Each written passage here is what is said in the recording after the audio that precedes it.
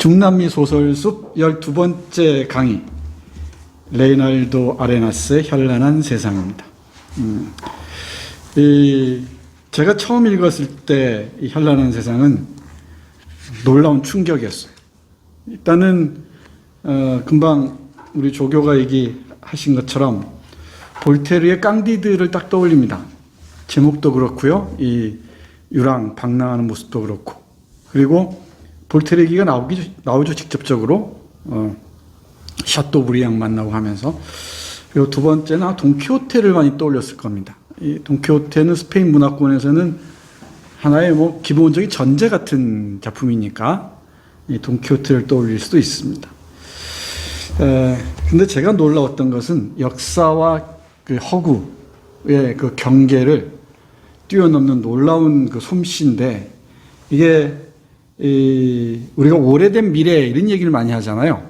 그러니까 미래, 우리의 비전은 과거에 있다라고 얘기하곤 하죠. 그것처럼 소설의 미래도 어쩌면 과거의 그 수많은 장르, 글쓰기 방법이 있는지도 몰라요.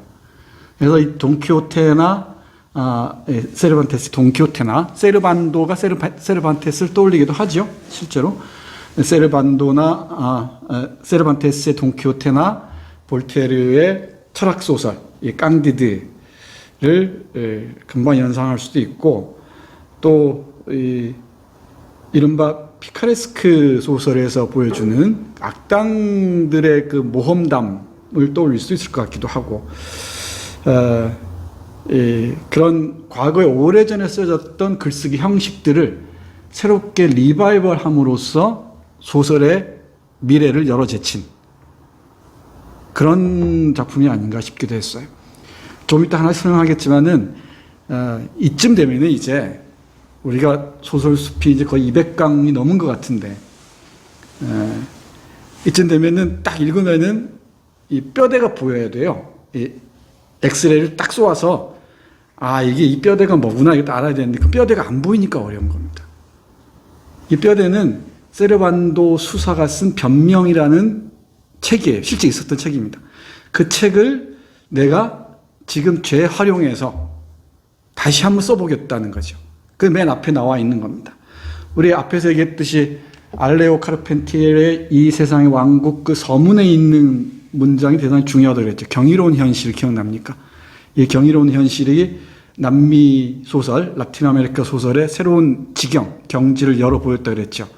내가 보기에 이 현란한 세상의 맨 앞에 실려 있는 짤막한 글이 두 개 있습니다. 하나는 세르반도 수사, 지칠 줄 모르는 피해자라는 글이 있죠. 이 글은 명문입니다. 명문이면서 소설이란 무엇이어야 하는가를 제시한 하나의 선언문처럼 읽혀요, 나한테는. 오늘 사실 요 짤막한 글, 앞에 서문처럼 실려 있는 요 글 가지고도 충분히 강의를 하고 남습니다. 그리고 뒤에 짤막하게 실려 있는 친애하는 세르반도 이렇게 나와 있죠. 친한 세르반도를 보면은 이 소설이 어떻게 구성되었는지를 알려줍니다. 금방 알 수가 있습니다. 여기 멕시코 문학 역사의 최악의 장에서 기상천외한 모험을 하며 걸어서 유럽 전역을 돌아다니 수사를 발견한 후 사방으로 당신에 대한 자료를 찾기 시작했습니다. 이랬죠. 여기 친애하는 세르반도에게 보내는 편지 형식으로 쓴 글에 이 소설의 창작 원리가 그대로 들어있어요.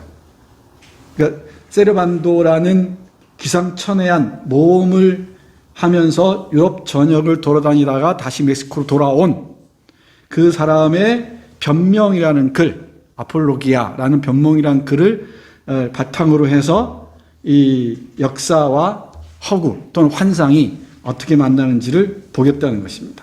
그리고 또 하나가 가장 유익한 것은 당신과 내가 동일하다는 점을 발견한 것입니다. 이랬죠.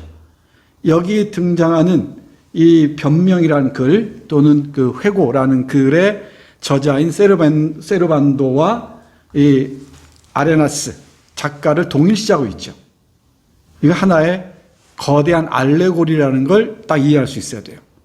이건 배경이 18세기 말, 우리 세르반도가 1756년생인가 그래요. 18세기 말에서 19세기 초반, 세르반도가 죽은 게 1829년인가요? 딱 요 시기입니다. 이 시기를 배경으로 하되 이 얘기는 쿠바 혁명과 그 이후 얘기입니다. 쿠바 혁명이 1959년이죠. 그러니까 1959년 쿠바 혁명과 그 이후 60년대 이후 망명하기까지 망명을 전후한 시기, 이 소설이 쓰여진 게 1969년이니까 쿠바 혁명을 보고 쿠바 혁명이 벌써 경직화하는 시점이죠.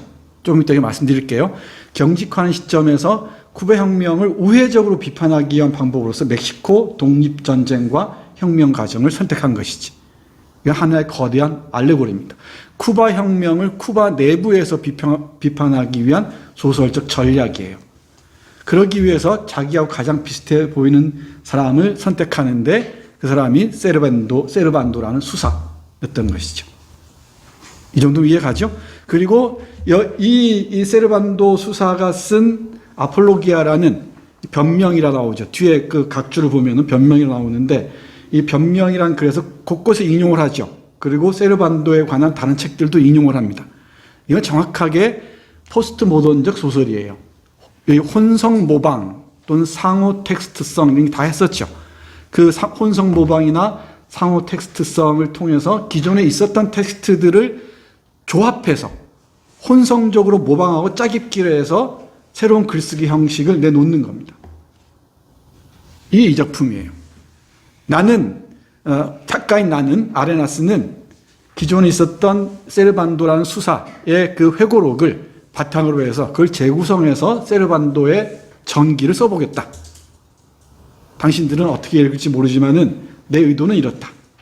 그리고 슬쩍 지나가듯이 세르반도와 나는 동일하다는 점을 이해해달라 하는 거죠. 이 지점에서 이거 하나의 거대한 알레고리라는 걸 알 수 있고요. 그리고 이 뒤에서 얘기했지만은 이 소설에 등장하는 대부분의 인물도 역사적 실존 인물들이에요. 그래서 이 번역이 좀 아쉬운 게 문장은 뭐 그렇게 어렵진 않습니다만은 이런 소설을 읽으려면은 번역자가 각주를 치밀하게 달아야 돼요. 이 각주를 안다니까 뭔 얘기인지 모르고 대부분 넘어갔을 겁니다. 도대체 무슨 얘기하는 거야? 좀 이따가 이제 하나씩 설명드릴게요. 이 역사적 실존 인물들에 대한 각주를 세세하게 달아주지 않으면은 역사와 허구가 어떻게 만나면서 이 비껴나가는지, 어디까지가 역사적 사실이고 어디까지가 허구인지를 가늠하면서 독자들이 읽어낼 수가 없어요. 어지간한 독자들이 아니고서는. 이건 대단한 지적 모험을 요구한 텍스트입니다. 그런데 조금 역자가 친절했으면은 여기 등장하는 인물들을 가능하면 또 남미 역사를 제대로 모르니까 촘촘하게 각주를 달아줬으면은 이 소설이 이렇게 어렵게 읽히지 않았을 거예요. 이 소설이 어렵게 읽힌 이유가 각 역자의 불친절 때문입니다. 여러분 잘못 아닙니다. 기죽지 말고 잘 읽으시면 됩니다. 그건 내가 하나씩 뒤에서 말씀을 드리도록 하겠습니다. 자, 그러면 본론으로 천천히 들어가 보죠. 일단 작가부터 좀 알아봐야 될 것 같습니다. 오늘은 작가부터 먼저 볼게요. 표정이 어떻습니까? 우수에 젖어 있죠. 꼼꼼히 읽은 사람들은 기억할지 모르겠는데 샤토브리앙을 만나는 자리 기억합니까? 잘 기억이 안 나죠. 샤토브리앙이 누군지 잘 모르는데 뭐. 이 프랑스 혁명을 전후한 시기를 살았던 뛰어난 작가입니다. 이 르네라는 작품으로 유명한데 이 르네의 슬픔이라는 표현이 나오는 문장이 있는데 기억할지 모르겠습니다. 이 레나르도 아레나스의 표정을 보면은 그 르네의 슬픔이 어른거리기도 합니다. 우수에 젖어 있죠. 크리오요처럼 보이죠? 혼혈처럼 보입니다. 여러 사진들이 있던데 저희 이 사진을 골랐습니다. 목도리를 메고 어디론가 떠나는 모습처럼 보입니다. 여기 우리 아레나스는 게이였어요. 동성여자였습니다. 이 동성여자였는데 동성애자라는 이유로 혁명 그 세력들, 그러니까 1959년 쿠바 혁명으로 정권을 장악한 카스트로와 그 친구들, 체 게바라까지 포함하죠. 게바라는 뒤에는 딴 데 갑니다만 그 사람들에 의해서 배제당합니다. 그리고 현란한 세상 소설을 쓰면서 추방당하죠. 축출됩니다. 동성애자, 게이였다는 점을 주목해야 됩니다. 이걸 모르면 이 소설을 읽을 수가 없어요. 그리고 이 쿠바 올긴주 아구아스 클라라스라는 데 태어났다는데, 나중에 맨 마지막에 말씀드리겠습니다만은 이 레오날도 아레나스의 자서전 해질 무렵이라는 걸작이 있거든요. 정말 잘 쓴 그 자서전적 소설입니다. 소설적 자서전이라고 해야 되나? 짤막짤막한 70개 가까운 이 조각글로 자신의 삶의 문의를 펼쳐 보인 기가 막히게 잘 쓴 글입니다. 영화로도 만들어졌어요. Before Night Falls란, Before Night Falls. 이 영화 보신 분이 계실지 모르겠네.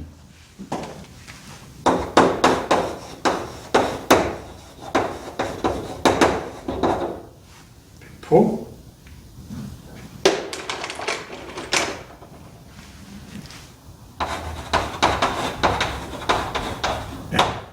어둠이 내리기 전에, 해가 지기 전에 이런 뜻입니다. 영화로도 아주 영화는 그 시네폭스라는 OTT에서 볼 수가 있습니다. 그 첫 장면을 보면은 아주 아름다운 그 시골, 하나의 에덴 동산을 떠올리게 하는 공간으로 그 클라라사가 묘사됩니다. 그곳에 서서히 추방당한 과정들을 그리고 있죠. 클라라스가 우리 레오날도에게는 자신의 향수, 그야말로 태반 같은 곳으로 자리 잡습니다. 아바나 대학에서 정치학과 경제학을 공부했다고 합니다. 쿠바 혁명에 가담하는데 1959년이면은 43년생이니까 59년이면은 16, 우리나라 17이죠. 그러니까 이른 나이에 영화를 봐도 청소년으로 나옵니다만 혁명 가담할 당시는 17, 18 나이에 혁명에 가담합니다. 그러다가 64, 5년을 경유하면서 이 카스트로 정권이 점점 경직화하기 시작해요.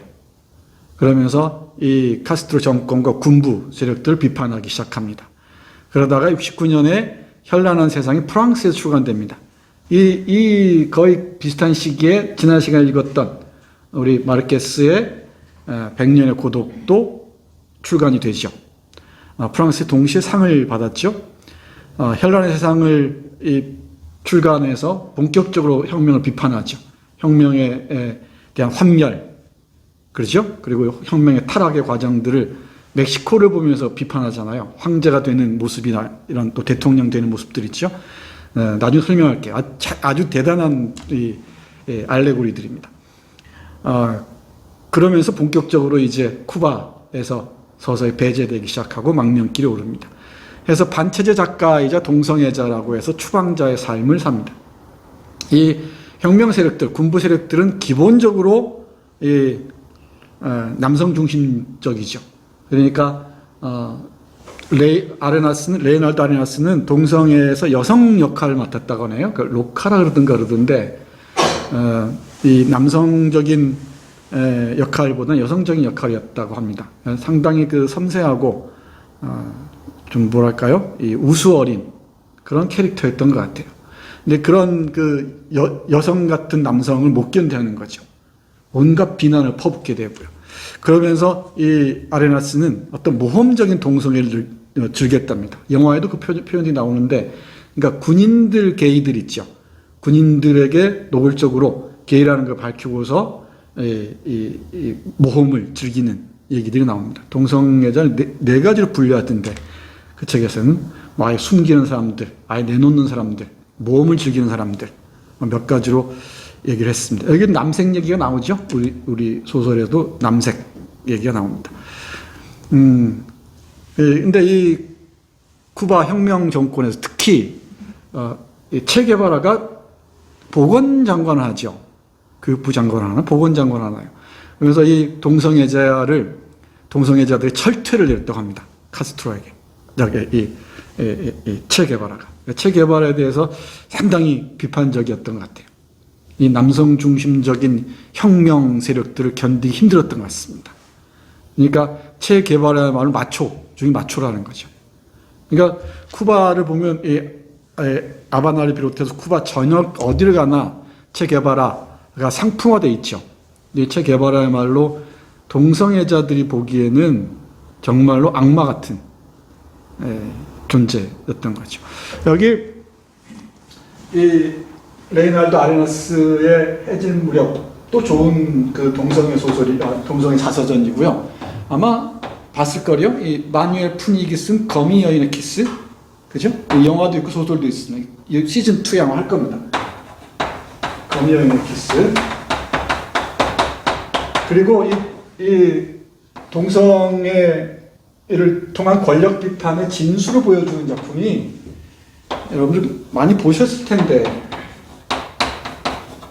E.M. 포스터 기억하십니까? 소설 이론가로 잘 알려져 있죠.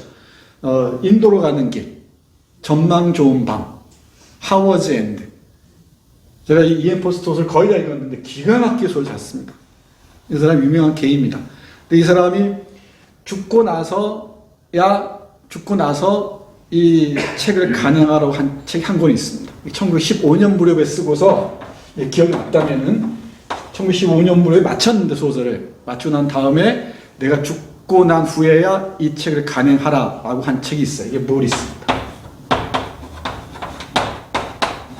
여기 영화도 있습니다. 꼭 보세요.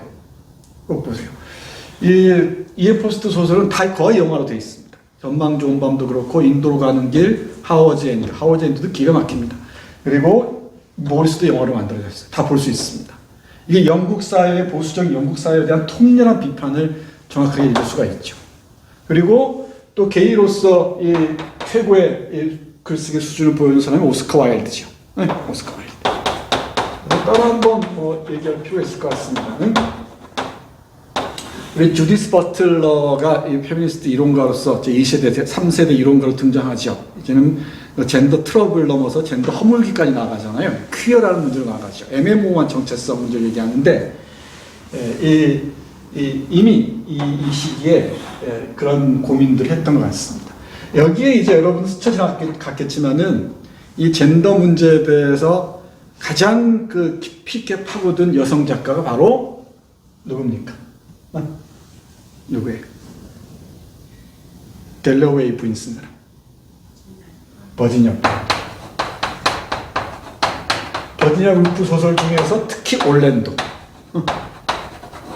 이 올랜도가 핵심인데 이 소설의 핵심 중에 핵심인 34장이죠. 34장이 평안의 계절에 있죠. 이게 올랜도로 시작하거든요. 이게 올랜도 얘기예요. 올랜도를 모르면 못 읽어요. 이게 무슨 얘기인지 모릅니다. 이 올랜도는 400년 동안의 올랜도란 여성의 삶을 그리고 있습니다. 판타지죠. 그러니까 남성과 여성의 삶을 번갈아 사는 얘기입니다. 이 올랜도. 이 버지니아 울프의 올랜도를 모르면은 사실은 이 소설의 핵심을 읽어낼 수가 없어요. 그러니까 여러분 잘못이 아닙니다. 이거 각주를 달아줬어야 돼요. 이건 이 번역자가 이러면 안 됩니다. 이런 식으로 독자 니들 다 알아서 이러면 안 되죠. 이 정도는 안내를 해줘야 되죠. 이 34장이 핵심인데, 이 대통령으로 등장한 애가 대통령 궁에서 행렬 벌이고 하는 모습을 이 시인하고 함께 비판하는 장면 아닙니까? 그렇죠? 그 장면인데 그 장면은 올랜도의 시선을 보거든요. 이 영화도 있어요. 소설도 뛰어나고요. 이 소설은 여러 버전이 있습니다. 그러니까 버지니아 울프 소설 중에 자기만의 밤도 좋고, 쓰리 기니스, 제3 기니스도 좋고, 등대로도 좋고, 델러웨이 등도 좋습니다. 다 좋은데 여성주의 문학과 관련해서 여성이란 무엇인가, 남성이란 무엇인가를 인간이란 무엇인가라는 질문을 고쳐서 부릅니다. 그래서 내 안에는 사람 안에는 남성과 여성이 함께 있다고 얘기하는 그 주제에 400년이라는 시간 텀을 두고 여러 남성의 삶과 여성의 삶을 함께 사는 사람과 배신의 문제를, 그 정치의 문제, 사회 문제를 돌파해 나가는 올랜도. 이 올랜도를 염두에 둬야 됩니다. 그래서 이 올랜도 읽으신 분 계실지 모르겠는데, 올랜도를 읽으신 분이라면 소설이 읽는 게 그렇게 어렵지 않았을 겁니다.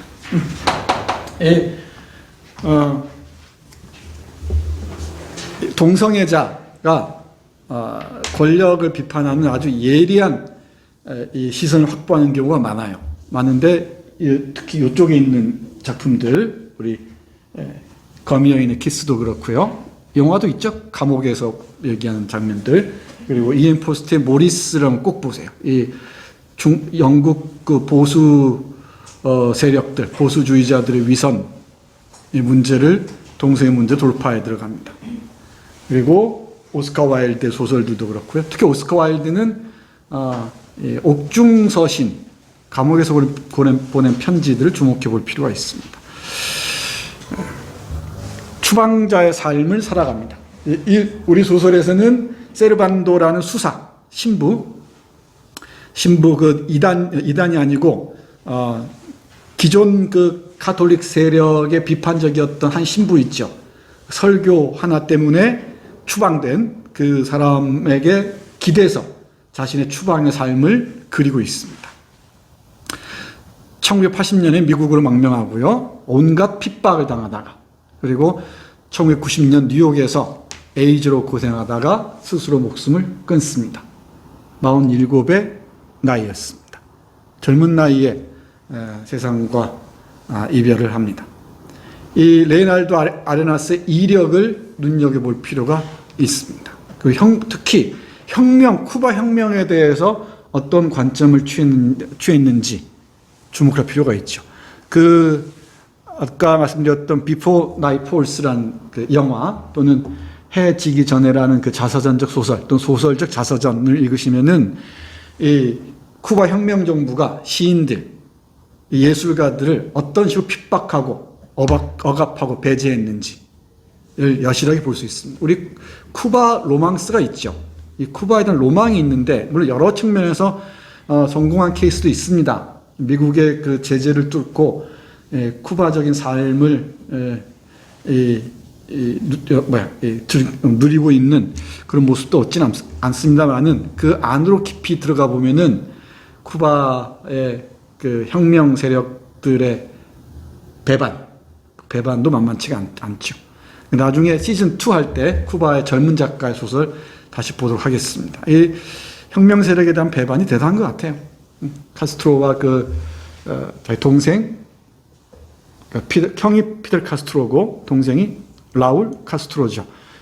지금은 다른 사람이 의장이 되어 있는데, 이 세습 정권의 타락, 부패, 그리고 고위 관리들의 부패는 상상을 초월한다 그러죠. 그 과정에서 민중들의 삶은 전혀 나아질 기미를 보이지 않고, 오히려 이 혁명적인 에너지를 하나의 종교화해서 민중들을 지배하고 있다는 비판이 거센 것 같습니다.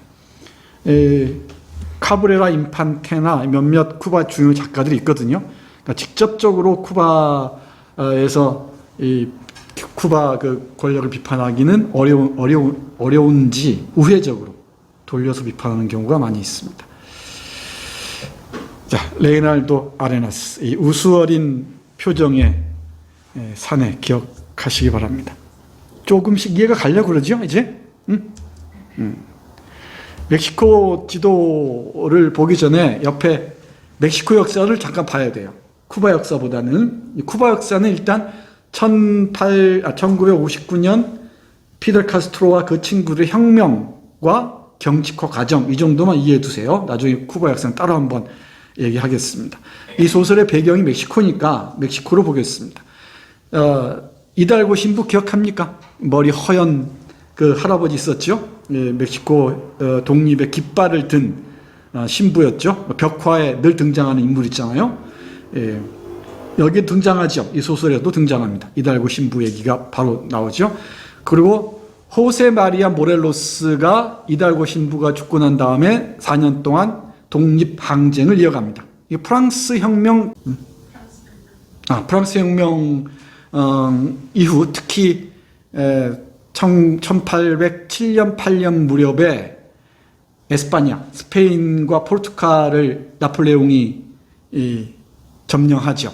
그게 빨치산의 기원입니다. 우리 누굽니까? 고야 기억합니까? 고야. 이 고야의 그림이 바로 이 시기가 배경이죠. 그래서 이 고야의 이 전쟁과 참화 시리즈들은 다 이때가 모델입니다. 그리고 빨치산의 기원이 바로 이때라 그러죠. 나폴레옹의 이베리아 반도 침략입니다. 이 스페인과 포르투갈이 휘청거리다 보니까 나폴레옹의 군합발이 짓밟혀서, 그러니까 이 본국이 힘을 못 쓰는 거예요. 그러니까 라틴 아메리카 전체가 흔들리기 시작하는 거죠. 이 크리오요나 백인들, 이곳에 살고 있는 백인들이 함께 저항하기 시작하죠. 우리 배웠다시피 브라질 같은 경우는 왕자가 독립을 선언했다 그랬잖아요. 그런 것처럼 여기도 멕시코도 그런 일이 벌어집니다. 좀 이따 보세요. 이 멕시코에서도 본국인, 여기가 이 누에바 에스파냐라고 한단 말이에요. 이 뉴 멕시코, 뉴 스페인, 그러니까 새로운 스페인 제국이라고 했죠. 멕시코부터 시작해서 저쪽 파나마 지역까지, 이 카리브해까지 포함한 지역을 누에바 에스파냐, 새로운 스페인이라는 뜻입니다. 그 새로운 스페인도 독립의 소용돌이로 말려들죠. 이달고 신부가 깃발을 들었고, 그 뒤를 이어서 호세 마리아 모렐로스가 4년 동안 항쟁을 이어가고요. 그리고 그때 식민 누에바 에스파냐, 그러니까 새로운 스페인 그 부왕령이라고 그러거든요. 부왕령, 이 왕이 지배하는 곳이죠. 부왕령의 그 군대 사령관이었던 아구스틴 데 이투르비데, 밑줄 잘 그어야 돼요. 아구스틴 데 이투르비데에게 패배해요. 그러니까 이 아구스틴 데 이투르비데는 이때까지만 해도 스페인군 사령관이었던 거지. 감을 잘 잡아야 돼요. 이 사람 중요한 인물이에요, 이 소설에서. 이 이투르데가 처음에는 독립 반군을 제압한 스페인군 사령관이었어요. 그러다가 전체적인 판세를 보니까 독립하는 게 유리할 것 같거든. 갑자기 지가 독립의 깃발을 들어요. 독립의 깃발을 들고서 1921년에 멕시코 독립을 선언하고 난 뒤에 23년에 이투르비데, 같은 사람입니다. 이 이투르비데가 황제로 즉위해요. 이게 멕시코 제국입니다. 그러니까 스페인군 사령관이었던 아우구스틴 데 이투르비데가 스페인을 배반하고, 스페인 제국을 배반하고 이 뉴 스페인, 누에바 에스파냐의 황제가 되면서 독립을 하는 거지. 여기에 대해 이게 4년 동안, 2년이죠. 23년, 24년, 2년 동안 황제를 하는데, 이에 대한 우리 이 레이나르도의 통렬한 비판이 후반부의 핵심 중에 하나입니다. 그러니까 이런 거 각주 달아줘야지요. 이게 각주만 있었어도 여러분들이 혼선을 빚지 않았을 거예요. 이게 독립운동 과정에서 1821년에 멕시코 독립하고 그랬는데, 그 당시 독립군을 제압하던 스페인군 사령관이 갑자기 독립군 쪽으로 돌아서서 독립의 깃발을 들고 나선 거죠. 그리고 멕시코 독립하자마자 지가 황제가 돼버린 거지. 그러니까 여기에 대해서 함께 유럽을 돌면서 독립자금을 마련하고, 하비에르 미나 있죠? 하비에르 미나 실존 인물입니다. 하비에르 미나와 함께 독립자금을 가지고 뉴올리언즈에서 소토라는 곳으로 들어왔죠. 들어와서 몬테레이라는 곳으로 가서 다시 독립운동을 시작하잖아요. 그런데 갑자기 이투르비데가 지금 황제가 되니까 얼마나 황당하겠어요. 진정한 독립이 아니라고 얘기하지. 그러다가 24년에 쿠데타로 이 과달루페 빅토리아 대통령이 취임합니다. 이때가 공화정이에요. 근데 이 대통령이 취임했는데도 대통령을 두고서 온갖 또 반혁명적인 징후가 보인단 말이지. 그걸 비판하는 게 34장 평안의 계절에라는 게 반어적인 이 챕터입니다. 그러니까 멕시코 역사는 간단하게 읽고 이 멕시코 역사에 대한 각주는 좀 달아주고 주요 인물들, 실존 인물들이거든 대부분이. 주요 인물들만 각주를 달아줬어도 한 20개만 달아줬어도 여러분들 이렇게 고생시키지 않았을 거예요.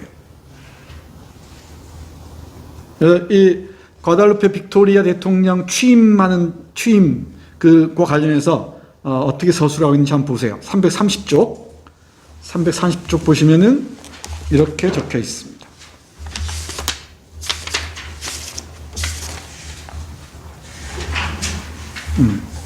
대통령은 자신의 호화로운 방에 들어가 계속 고조되는 찬사의 노래를 들으며 잠이 든다. 의심할 바 없이 대통령은 시인들의 보호자고 지 애호가다. 여기 뭐 성인으로 추앙받을지어다 불멸할지어다는 맹소, 반어들이죠. 그러면서 그러나 때때로 예찬자들의 흥분 상태, 갈채, 우리의 위대한 자유의 수호자 만세, 우리를 제국에서 구해준 대통령 만세. 이 제국이 멕시코 제국이에요. 이투르 비데가 지배하던 때죠. 라며 외치는 소리가 은혜의 거대한 신앙성과 함께 평상시보다 지나칠 때가 있다. 목표를 초과한다. 그럴 때면 대통령은 잠을 이룰 수가 없어 불쾌해서를 한다.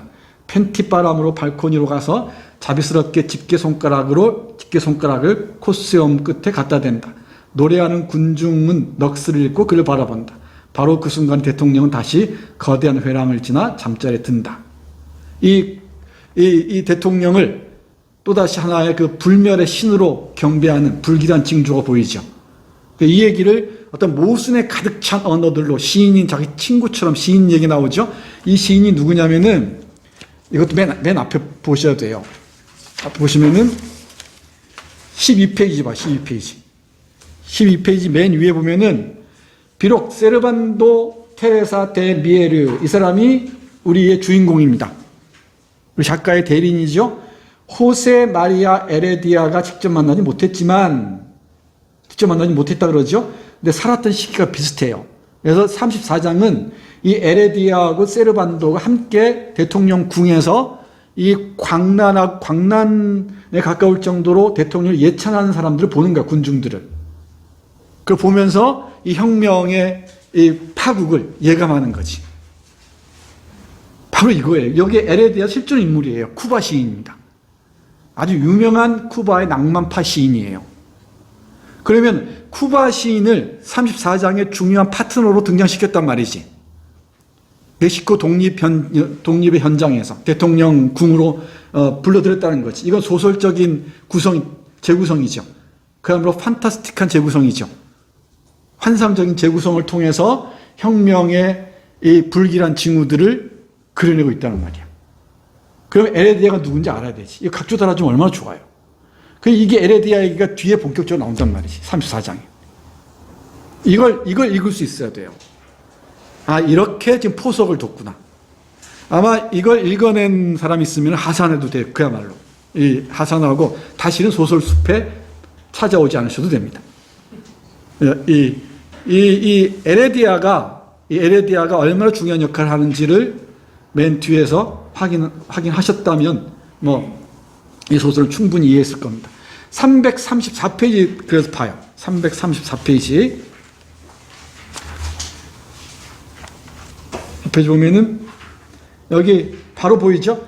다행히 내 친구 에레디아는 그 정도까지는 안 됐다고 생각했다. 에레디아를 찾으며 복도 한쪽을 바라보았다. 이 에레디아하고 세르반도가 상호 비판적으로 서로를 비추고 있죠. 서로 거울처럼. 그리고 이 세르반도가 에레디아가 보기에는 편집광적인 모습을 보기도 하고요. 그죠? 또 이 세르반도가 보기에는 에레디아가 광란적으로 예찬하기도 하고.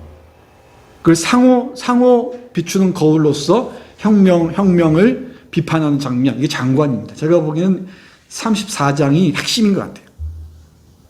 특히 이 쿠바 혁명에 대한 그 우회적 비판, 하나의 거대한 알레고리를 읽을 경우 그렇습니다. 그런 34장, 평안한 시절이라고 그랬잖아요. 이 반어적인 제목을 달았단 말이에요. 이 챕터의 두 주인공이 바로 에레디아하고 세르반도라는 동시에 살았지만은 만난 적은 없죠. 근데 소설적으로 둘이 만나게 함으로써 이 혁명에 대한 얘기들을 이렇게 틀어가고 있는 겁니다. 자, 얼추 그림이 그려지죠, 이제? 그 지도를 보시면은 저 위에 몬테레이 보입니까? 누에보 레옹 주 있죠? 연두색으로 있는 부분. 누에보 에롱이 있고, 몬테레이 있죠? 몬테레이. 보이죠? 몬테레이가 있습니다. 그리고 시우다드 데 멕시코 시티입니다. 시티 오브 멕시코라는 뜻입니다. 그리고 옆으로 멕시코 시티 옆으로 가면은 베라크루스가 있죠. 그죠? 이 베라크루스에서 배를 타고 감옥에서 나와서 배를 타고 나가죠. 여기 배를 타고 쭉 스페인 갔다가 프랑스, 영국, 포르투갈 갔다가 미국으로 건너와서 뉴올리언스 있죠. 그죠? 뉴올리언스에서 소토라 마리나라는 곳. 이거 어디냐면은 시우다드 빅토리아 있죠. 시우다드 빅토리아라는 도시 그 아래쯤에 있습니다. 여기로 이 항구로 들어와서 뉴올리언스 보이죠?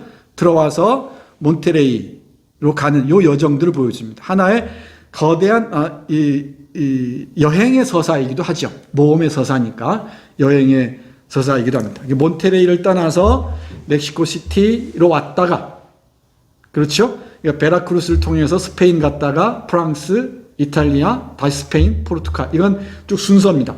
영국, 미국에 대한 얘기도 재밌죠? 숨 쉬는 데에도 세금을 내야 하는 나라죠.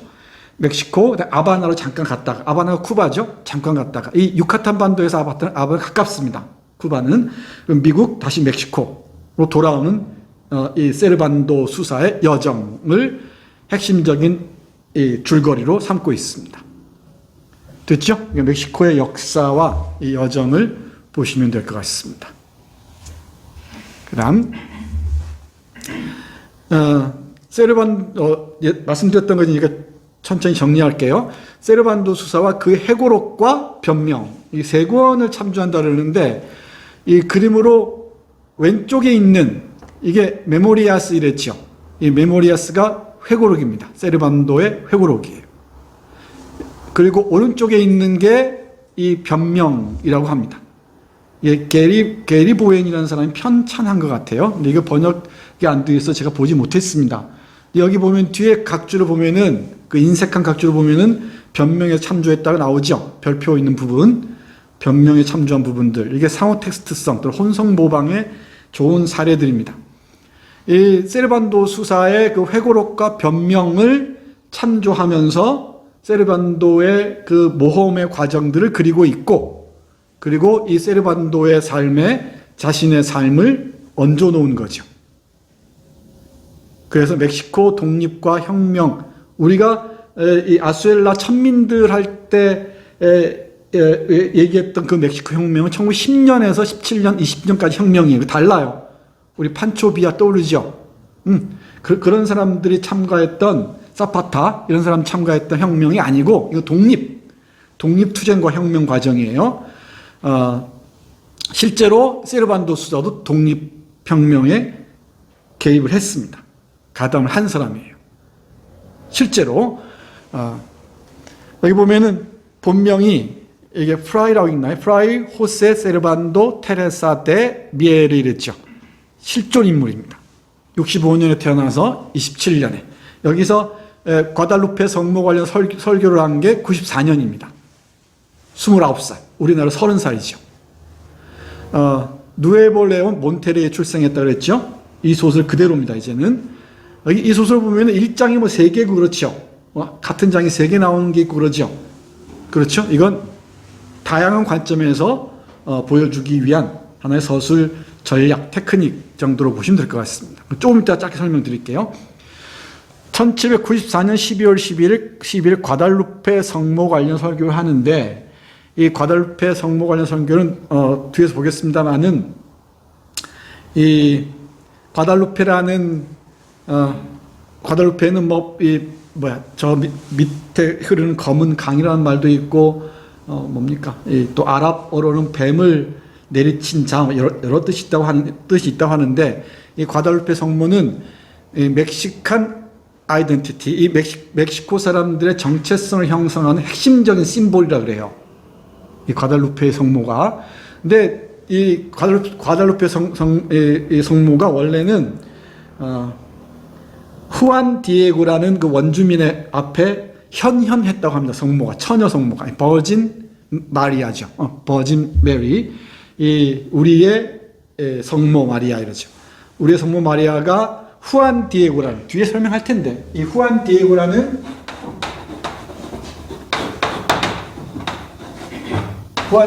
그 원주민 앞에 성모가 나타났다는 거예요. 성모가 나타나서 이제 새로운 그 로만 카톨릭의 세계를 열어보였다는 거지. 이게 1531년으로 명시가 됩니다. 지금도 카톨릭에서는 이걸 믿어요. 그런데 이 설교의 내용인즉슨 이 소설의 핵심입니다. 이 설교의 내용인즉슨 1530년이 언제입니까? 이게 스페인이 여기 라틴 아메리카, 중남미를 점령했을 때잖아요. 그 이전에, 훨씬 이전에 아즈텍 시절에 고대 국가죠. 훨씬 더 이전에 이미 성모는 먼저 와 있었다는 거예요. 그러니까 요약하자면은 성모 마리아는 스페인인들과 함께 온 게 아니고 먼저 와 있었다는 거지. 먼저 우리 이 땅에 있었다는 거예요. 그러니까 신부 이건 이 로만 카톨릭을 특히 예수이트죠. 이 스페인의 그 사제들이 보기에는 이거야말로 신성모독이고 이단이죠. 지금 스페인과 함께 여기에 이 성모 마리아는 이 땅에 임해야 돼요. 현현해야 한단 말이에요. 성현해야죠. 그런데 우리 세르반도 수사는 훨씬 이전에 성모는 이 땅에 나타났다는 거죠. 그리고 그때 뭐 뱀이 함께 내리고 이게 원주민들이 믿었던 그 신앙과 함께 성모 마리아가 모습을 드러냈다는 겁니다.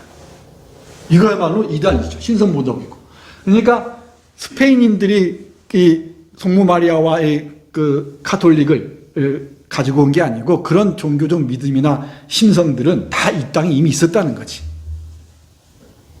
이건 이 제국주의와 종교를 하나의 그 일체로 파악하고자 했던 이 국가주의적 사제들 있죠.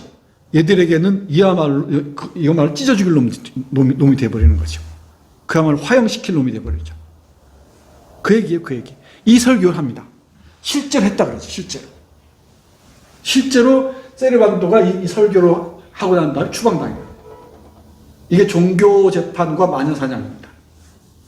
여기 요 얘기가 아주 세세하게 나와요. 뒤에서 볼 텐데, 뒤에서 문장 보면서 볼게요. 성모 관련 설교를 합니다. 여기 지금 제가 설명하고 있는 부분은 소설 속 얘기가 아니고 실제 역사 속 얘기예요. 역사에서 세르반도 테레사 데 미에라는 사람이 그랬다는 겁니다. 그리고 로마 카톨릭 신부 뉴 스페인, 그러니까 누에바 에스파냐죠. 에스파냐 정치가입니다. 정치가이고 실제로 제헌의회라고 그러죠. 1824년에 이 대통령이 등장하면서 공화정이 시작됐을 때 의회가 생겼는데 그 의회도 함께 출범하는데 그 의회 의원 역할을 합니다. 그럼 대통령을 비판했다고 하죠. 공화주의자입니다.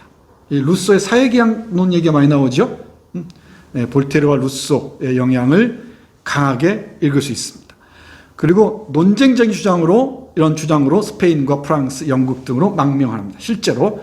그리고 프란시스코 하베르 미나와 함께 멕시코 독립운동을 위해서 독립전쟁에 참가합니다. 이 유럽에서 독립자금을 모집해서. 여기 하베르 미나도 실제로 나와요. 뒤에 중요한 인물로 나옵니다. 이 하베르 미나는 여성 같은데 여성이 아닙니다. 여성이 아니고 독립전쟁에 참가했던 사람입니다. 그리고 멕시코 제헌의 의원이었고요. 이투르비데 황제 퇴위를 요구합니다. 310쪽에 나오는 얘기입니다. 그리고 대통령에 대한 비판도 서슴지 않고요. 이 310쪽 잠깐 볼까요? 310쪽을 보면은 이렇습니다.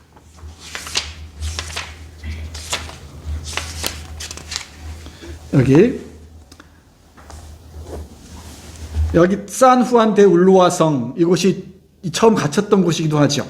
계속 감옥에 갇히는데 쭉 얘기를 하다가 이투르비데를 찬송한 내용밖에 없었다. 이쪽 있었죠. 독립이 됐는데 이투르비데가 황제가 되면서 멕시코 제국을 이끈단 말이야. 그러니까 이렇게 말합니다. 이게 도대체 뭐란 말인가? 라고 말했다. 이국 땅에서 온 사람도 아닌 이 새로운 독재자가 로마의 화려한 의식을 통해 황제로 즉위하기 위해 그토록 많은 피를 흘리고 우리의 목숨을 아끼지 않았단 말인가? 그것은 전쟁이 아직 끝나지 않았고 독립을 위한 투쟁이 아직도 계속된다는 것을 말해준다. 나는 즉시 사누안데 울루아성에서 쓴 멕시코인들에게 작별을 구하는 편지를 쓰기 시작했다. 됐죠?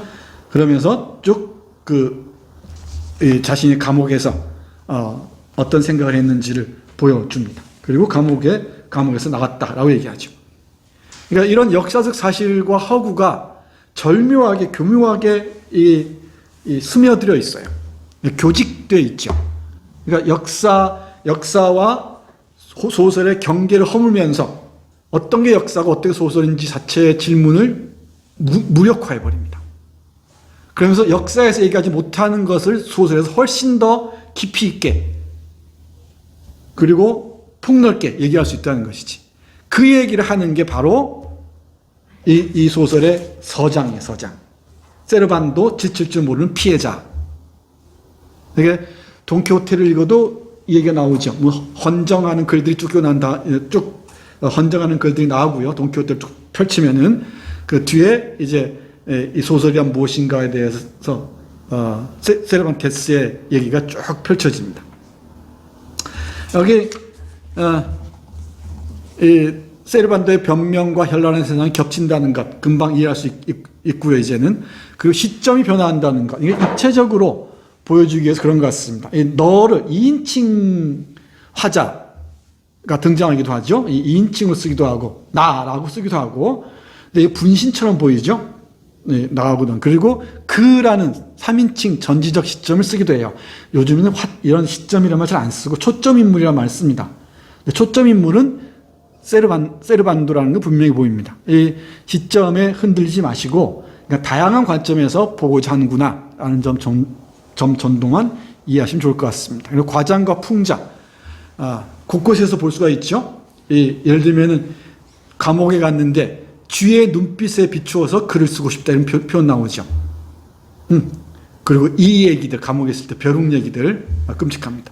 그리고 그로테스크한 부분들 있죠. 이 바닷물이 들어오는 감옥에서 쇠를 먹던가 이런 게 있죠. 쇠를 먹는 장면들, 이 그로테스크한 장면들도 많이 있고요. 아이러니들, 혁명하고 나서 왜 우리는 자살해야 되는가 이런 문제들. 레오나르도는 어쩔 수 없이 아주 깊은 아이러니스트였던 것 같습니다. 그리고 알레고리는 앞에서 얘기했었습니다. 우화적으로 쿠바 혁명을 멕시코 독립 혁명을 통해서 비추고 있습니다. 자, 이쯤 하니까 얼추 보이죠? 전체 얼개가 보이죠? 네, 전체 얼개가 보일 겁니다. 이제 다시 읽으면은 어렵지 않을 거예요. 그 여기 등장하는 주요 인물들은 대부분 실존 인물들입니다. 그 사실을 알고 하나 찾아보면서 읽으면 재밌어요. 자, 그 다음. 그 역사와 소설. 이게 대단히 중요한데, 이게 앞에서 말씀드렸던 세르반도 수사, 지칠 줄 모르는 피해자인데, 이 문장 전체는 꼼꼼히 밑줄 그으면 다 읽어야 돼요. 전체를. 명문입니다, 명문. 오래전부터 세르반도 수사는 스페인의 종교재판을 피해 온 유럽을 돌아다니며 추방으로 인한 많은 수모와 우여곡절을 겪었다. 그러던 어느 날 오후 이탈리아의 한 식물원에서 자신의 절망적 상태를 보여준 대상을 만난다. 이름표가 달린 채 작은 방에 갇혀있는 멕시코산 용설란. 이 멕시코산 용설란 이게 이 소설의 하나의 심볼 같아. 심볼. 세르반도의 위치랄까요? 이 존재의 그 위태로움을 잘 보여주는 상징이 용설란입니다. 멕시코산 용설란. 이건 이탈리아에서 봤다 그랬죠. 이건 222페이지에 있습니다. 222페이지 보시면은 우리에 갇힌 멕시코산 용설란 이게 나옵니다. 이 문장들이 기가 막혀요. 문장. 내가 한 공원에서 목 모양을 한 잎에 매달아 놓은 분류표와 함께 우리에 갇힌 멕시코산 용설란을 보았을 때 얼마나 감격했는지 대해서도 얘기할 것이다 그랬죠. 분류표가 달린 감금된 이 용설란의 모습. 그리고 쭉 이어지는 문장들. 정말 잘 쓴 문장들입니다. 이걸 하나하나 꼼꼼히 읽어보시기 바랍니다. 사실주의 얘기를 하면서 비판하죠. 사실주의가 뭐냐? 사회주의적 사실주의? 그건 솔제니친의 수용소로 충분하다. 그건 정치적으로만 보여줄 뿐이라는 거죠. 정치적 관점에서만 수용소를 본다는 것이지. 이 사실주의라는 환상에 빠지지 말라는 게 거꾸로. 실제로 우리가 본 것들을 얼마나 많이 바뀌고 변하고 또 모순적인가를 보여주죠. 그런 예를 설명하는 문장입니다. 역사와 소설 또는 소설과 역사, 그 경계의 애매모호함, 이 레오나르도 소설 쓰기의 핵심인 것 같습니다. 그래서 역사가 아닌 글쓰기, 역사이면서 역사가 아닌, 역사와 소설 사이 경계에서 소설과 역사를 동시에 비판하는 그런 전략을 취한 것 같습니다. 이 문장 보세요.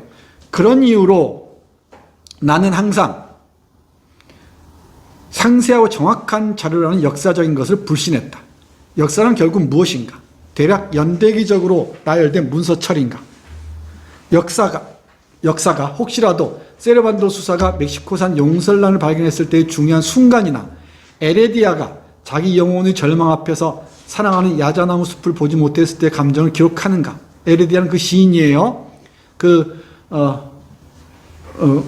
무슨 폭포죠? 나이아가라 폭포 갔을 때 야자나무가 없는 걸 보고서 당황하는 에레디아 시인 얘기 나오죠? 아마 다시 읽으면 보일 겁니다, 이게. 충동, 동기, 인간에게 밀려드는 비밀스러운 생각들은 등장하지 않고 역사에 의해 수거되어 등장할 수도 없다. 역사에 의해 수거된 채 이런 건 보이지가 않아요.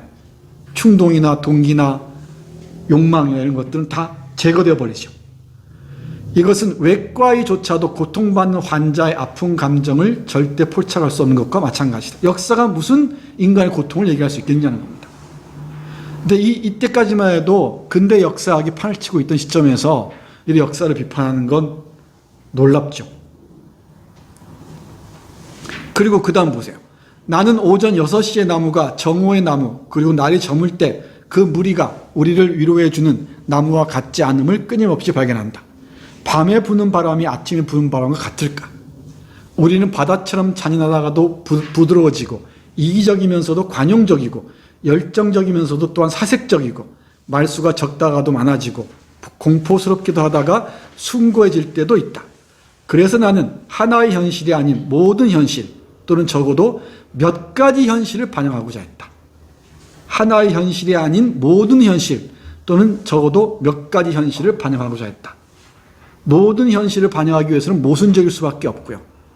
우리가 현실을 재현한다는, 사실적으로 재현한다는 망상에서 벗어나야 한다는 것이지. 이게 그 뒤에 이어지는 거예요.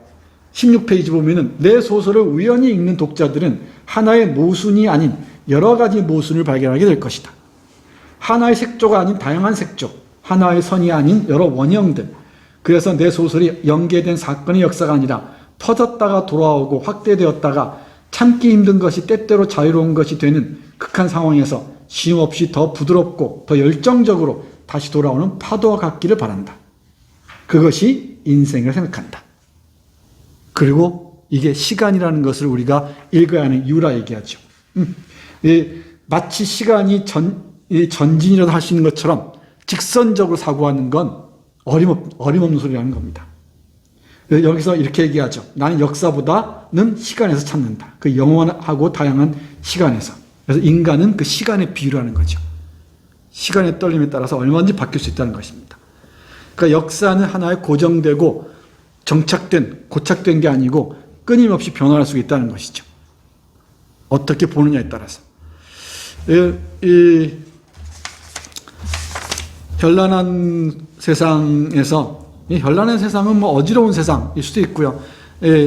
사전을 찾아보니까 알루시난테라는 게 강력한 인상을 남기는 이런 뜻으로 쓰인다고 합니다. 종잡을 수 없는 세상, 뭐 이렇게 읽어도 좋을 것 같고요. 어지러지한 세상, 도대체 뭔지 모를 세상, 또는 하나이지 않은 복잡하게 짝이 없는 세상, 뭐 이 정도로 이해하시면 될 것 같아요. 여기가 환상적인 세상이라고 풀 수 없는 것도 아닌데, 풀 수 없는 것도 아니지만은 환상적이라고 할 때 그 환상성이 가진 이 매혹적인 측면이 있죠. 그건 다르게 보입니다. 하나로 재단할 수 없는 복잡다단한 모순으로 가득 찬 또는 다양한 색조의 현실, 세상, 이 정도 읽으면 좋을 것 같습니다.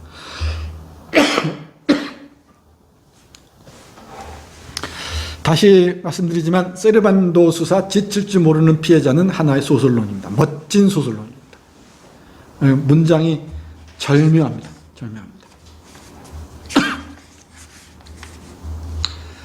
그리고 이 자신의 글의 특징을 이렇게 한마디로 정리하죠. 16페이지 계속 보세요. 그러한 맥락에서 볼 때 우리의 사랑하는 세르반도 수사가 역사와 시간이 가엾고 지칠 줄 모르는 피해자라는 점에서 그의 진정한 위치를 차지한다. 그는 형식이 잘 갖추어지지 않고 절망적인 시, 급류 같고 질주하며 무례하고 그로테스크하고 애처롭고 사랑스러운 이 거짓말, 이 소설을 정당화하고 비유한다. 이 시간의 경륜을 살아낸 우리 세르반도의 삶과 모험이 내 소설을 비유해 줄 것이다. 이렇게 얘기를 하죠. 그리고 뒤에 이제 100년간의 고독 얘기가 언급이 됩니다. 이쯤 되면은 현란한 세상을 읽는데 이제 어려움은 조금 많이 제거됐을 겁니다.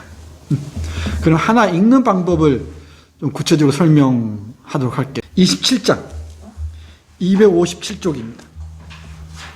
257쪽 보면은 평안한 계절이가 아니고 수사의 새로운 우정과 아메리카를 탈출에 대하여 합니다. 여기 34장을 예로 들어도 되긴 되는데 특히 27장을 보시는 게 좋을 것 같아요. 여기 보면은 기이한 여자 올랜도가 나를 왕실 연회장으로 데려가서 모든 귀족들을 알게 되었다 이랬죠. 이건 그냥 판타지죠. 이 올랜도를 알면은 수월하다고 했습니다. 이 올랜도는 버지니아 울프 소설의 주인공입니다. 400년을 산 것으로 산정된 상상한 그런 인물이에요. 영화 한번 꼭 보세요. 오늘 가시면은. 그리고 남성과 여성을 동시에 함께 경험하면서 우리 인간의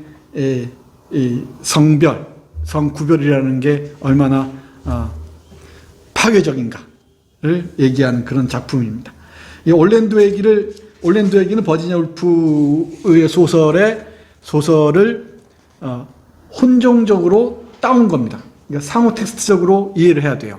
그러니까 올랜도 얘기가 쭉 나와요. 여기 보면은 뒤에 보시면은 자신이 왕가에 속하고 왕의 후손이면 이미 300년 전에 태어났다고 말했다 이런 문장들이 있거든요. 261페이지 보면은 그죠? 이런 얘기들이 올랜도에 나오는 얘기들입니다. 기이한 여자 올랜도와 나는 대저택의 테라스에서 이야기를 나누고 있다 이랬죠. 소설 속의 주인공하고 또 다시 소설 속에서 따와서 올랜도 얘기를 따와서 대화를 나누는 식으로 재구성하고 있는 것이지. 환상적 재구성입니다. 이상한 여자 올랜도는 내가 안개 자욱한 이 머나먼 나라에서 굶어 죽지 않도록 도와준 사람이다. 이상한 여자 올랜도는 어느 날 내가 안개만 먹고 있을 때 나를 만나 자신의 궁전으로 데려갔다. 우는 나오죠. 그러면서 자신이 왕가에 속하고 왕의 후손이며 이미 300년 전에 태어났다고 말했다 이랬죠. 버지니아 울프의 올랜도와의 상호 텍스트적 관계를 이해하지 못하면 이 텍스트는 읽을 수가 없어요. 그죠? 그리고 또 하나가 해밀턴 부인 나오죠. 이 해밀턴 부인이 누군가를 찾아야 돼. 실존 인물 이 사람도. 넬슨 제독의 마누라인데 마누라가 정부죠, 정부. 원래는 윌리엄 해밀턴이라는 아내예요. 이게 윌리엄 해밀턴이 누구냐면은 넬슨 제독의 선배로서 이 넬슨 제독의 하나의 그 멘토 역할을 한 것 같아요. 그런데 윌리엄 해밀턴의 아내인 엠마 하트가 여기 엠마로 나오죠. 이 엠마 하트가 호레이쇼 넬슨, 그 트라팔카 해전의 그 넬슨입니다. 넬슨과 사랑에 빠집니다. 그 얘기가 뒤에 트라팔카 해전 나오죠. 그 얘기하고 연결해서 이해를 해야 돼요. 그래 여기서 트라팔카 해전을 봤다는 얘기가 나오잖아요. 1800 몇 년이죠? 4년, 5년 앞에 나옵니다.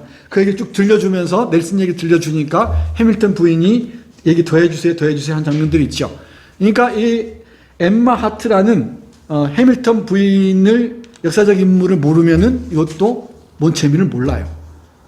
그러니까 역사와 허구 이렇게 섞여 있다는 것이죠.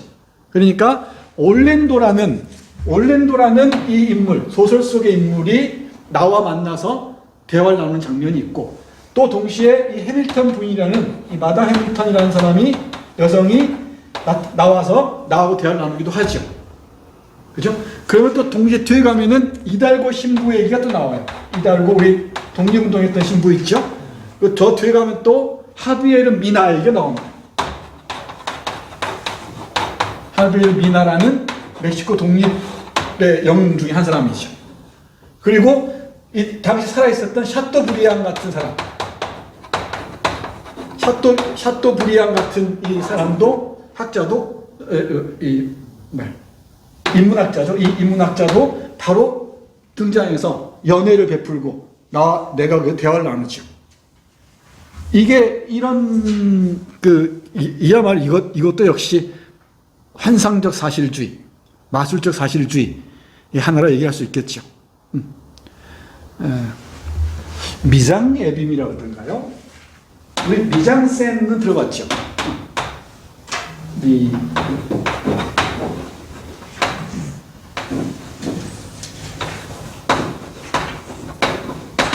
에빔인가요? 어비스니까 A와 맞는 것 같네요. 미장 에빔, 미장센 할 때 화면의 배치를 미장센이라고 그러죠. 이 미장 에빔도 하나의 기법 중에 하나인데, 액자 소설 같은 거, 소설 속의 소설 또는 그림 속의 그림. 여러분들 편집하다 보면 PIP인 거 아시죠? PIP는 아무도 모르겠다. 우리 나부님하고 나만 알겠네. 픽처인 픽처입니다. 그림 속에 그림 집어넣기. 영화 속의 영화, 소설 속의 소설. 이런 미장 에빔, 미장 에빔 이렇게 읽어요. 맞나 모르겠는 스펠링이 맞나요? 미장 에빔이? 더 깊이 집어넣는다. 이 거울 보면 거울 속에 거울이 쭉 있죠. 무한하게. 그죠? 이게 저 깊은 곳, 어비스란 말이죠. 어비스. 뭐 같은 ABYMB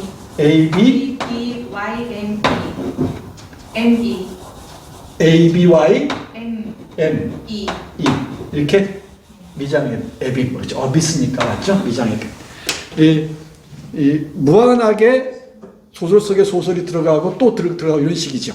그러니까 여기 보면은 이게 하나가 있다 그러면은 여기 큰 줄거리는 우리 세르반도 수사의 회고록 또는 변명이란 글이에요. 이 속에 버지니아 울프의 올랜도라는 소설이 들어가 있고, 또 예를 들면은 또 역사적 사실이 들어가 있고, 이런 식으로 계속 포개집니다. 이런 자 깊이 심화되는 걸 보여주죠. 한 챕터 안에서도. 그러니까 역사와 소설의 경계가 여기서도 바로 허물어지고 있습니다. 그러니까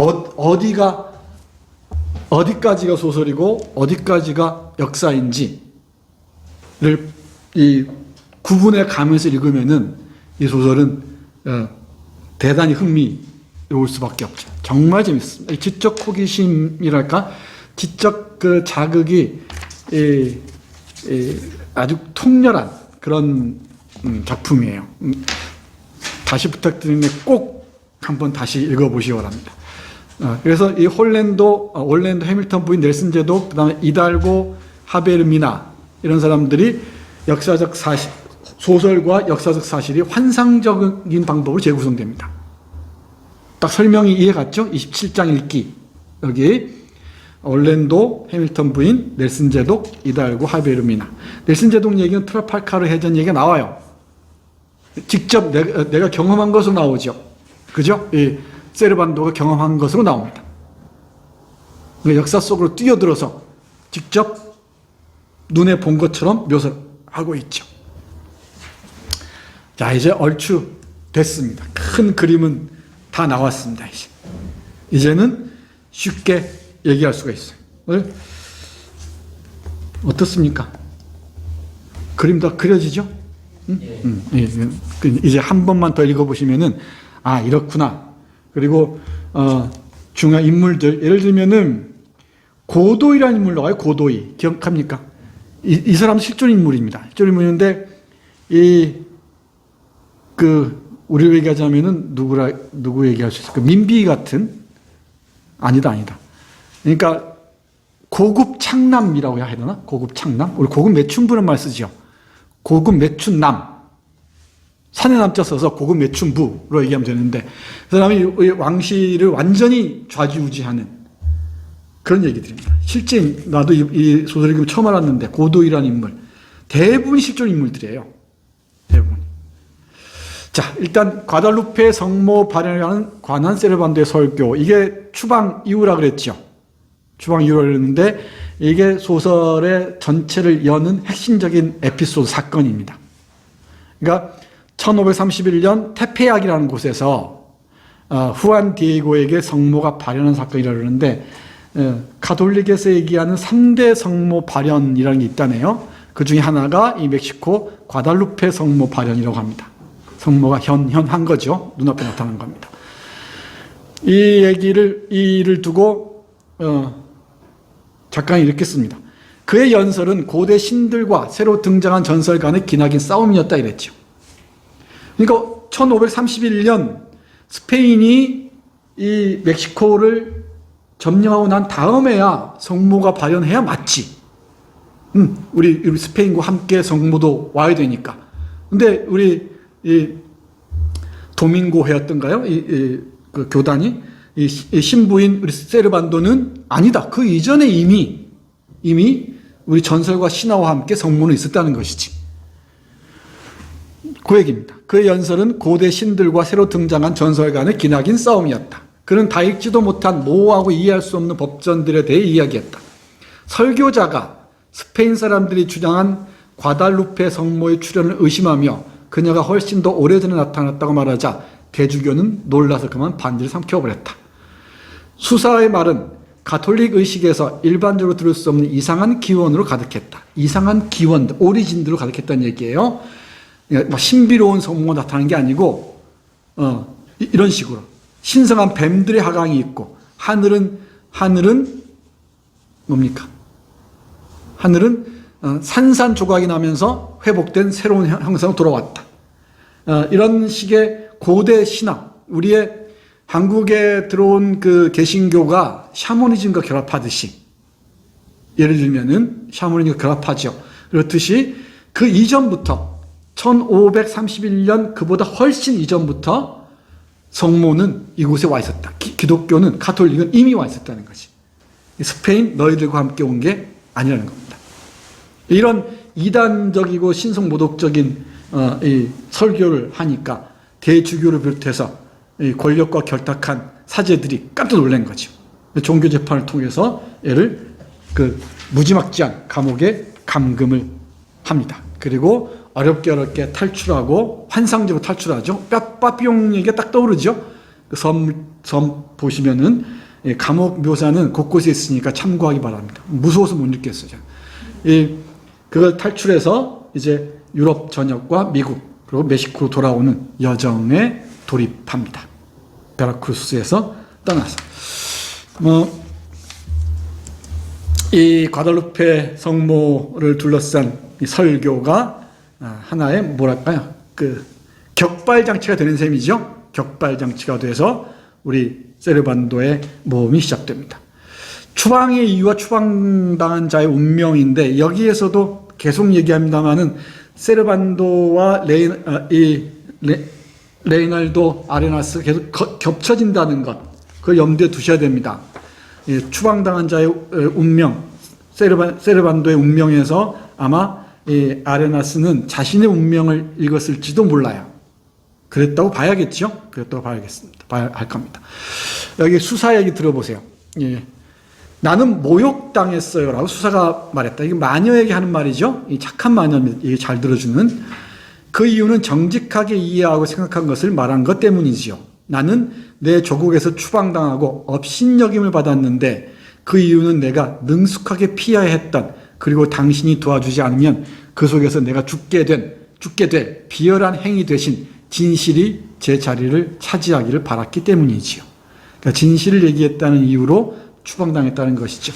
그리고 추방당해서 수없이 많은 그 핍박과 억압 속에 살아왔다는 것이지, 아마 자신의 미래를 이렇게 예언한 게 아닌가 싶기도 해요. 그러니까 끊임없는 불안 속에서, 그러니까 이 게이로서 살아가면서 불안했겠죠. 그리고 자신의 미래를 이 세르반도의 운명의 폭에 놓기로 작정한 것처럼 보입니다. 그러니까 세르반도는 레날드의 분신을 읽어도 큰 잘못은 아닐 것 같습니다. 노래는 더 이상 노래가 아니라 수사의 말을 감싸는 먼 곳의 속삭임이었다. 그래서 너는 이 인칭 그 시점 변화 보세요. 이건 너무 어렵게 생각하지 마십시오. 이 분신처럼 얘기하는 겁니다. 너는 그녀에게 모든 것을 이야기하고 감옥에서 겪은 숱한 어려움에 대하여 또 내가 어떻게 탈출했는지에 대해 이야기했다. 내가 계속해서 이성을 추구하는 것. 이성, 이 계몽주의 사상과의 그 친밀성 곳곳에서 발견할 수가 있습니다. 교회와 왕과 그의 수렵을 포함해 성직자들이 자행하고 있는 악덕에 대해서도 이야기했고, 성직자들, 카톨릭 사제들의 악덕에 대해서 신랄하게 얘기하죠. 그 타락과 부패는 마치 그 악덕의 미덕의 불행이죠. 미덕의 불행하고 또 악덕의 뭐죠? 갑자기 생각이 안 난다. 이 마조후가 쓴 마조 사드가 쓴 게 있는데, 미덕의 불운하고 악덕의 번영인가 보다. 악덕의 번영.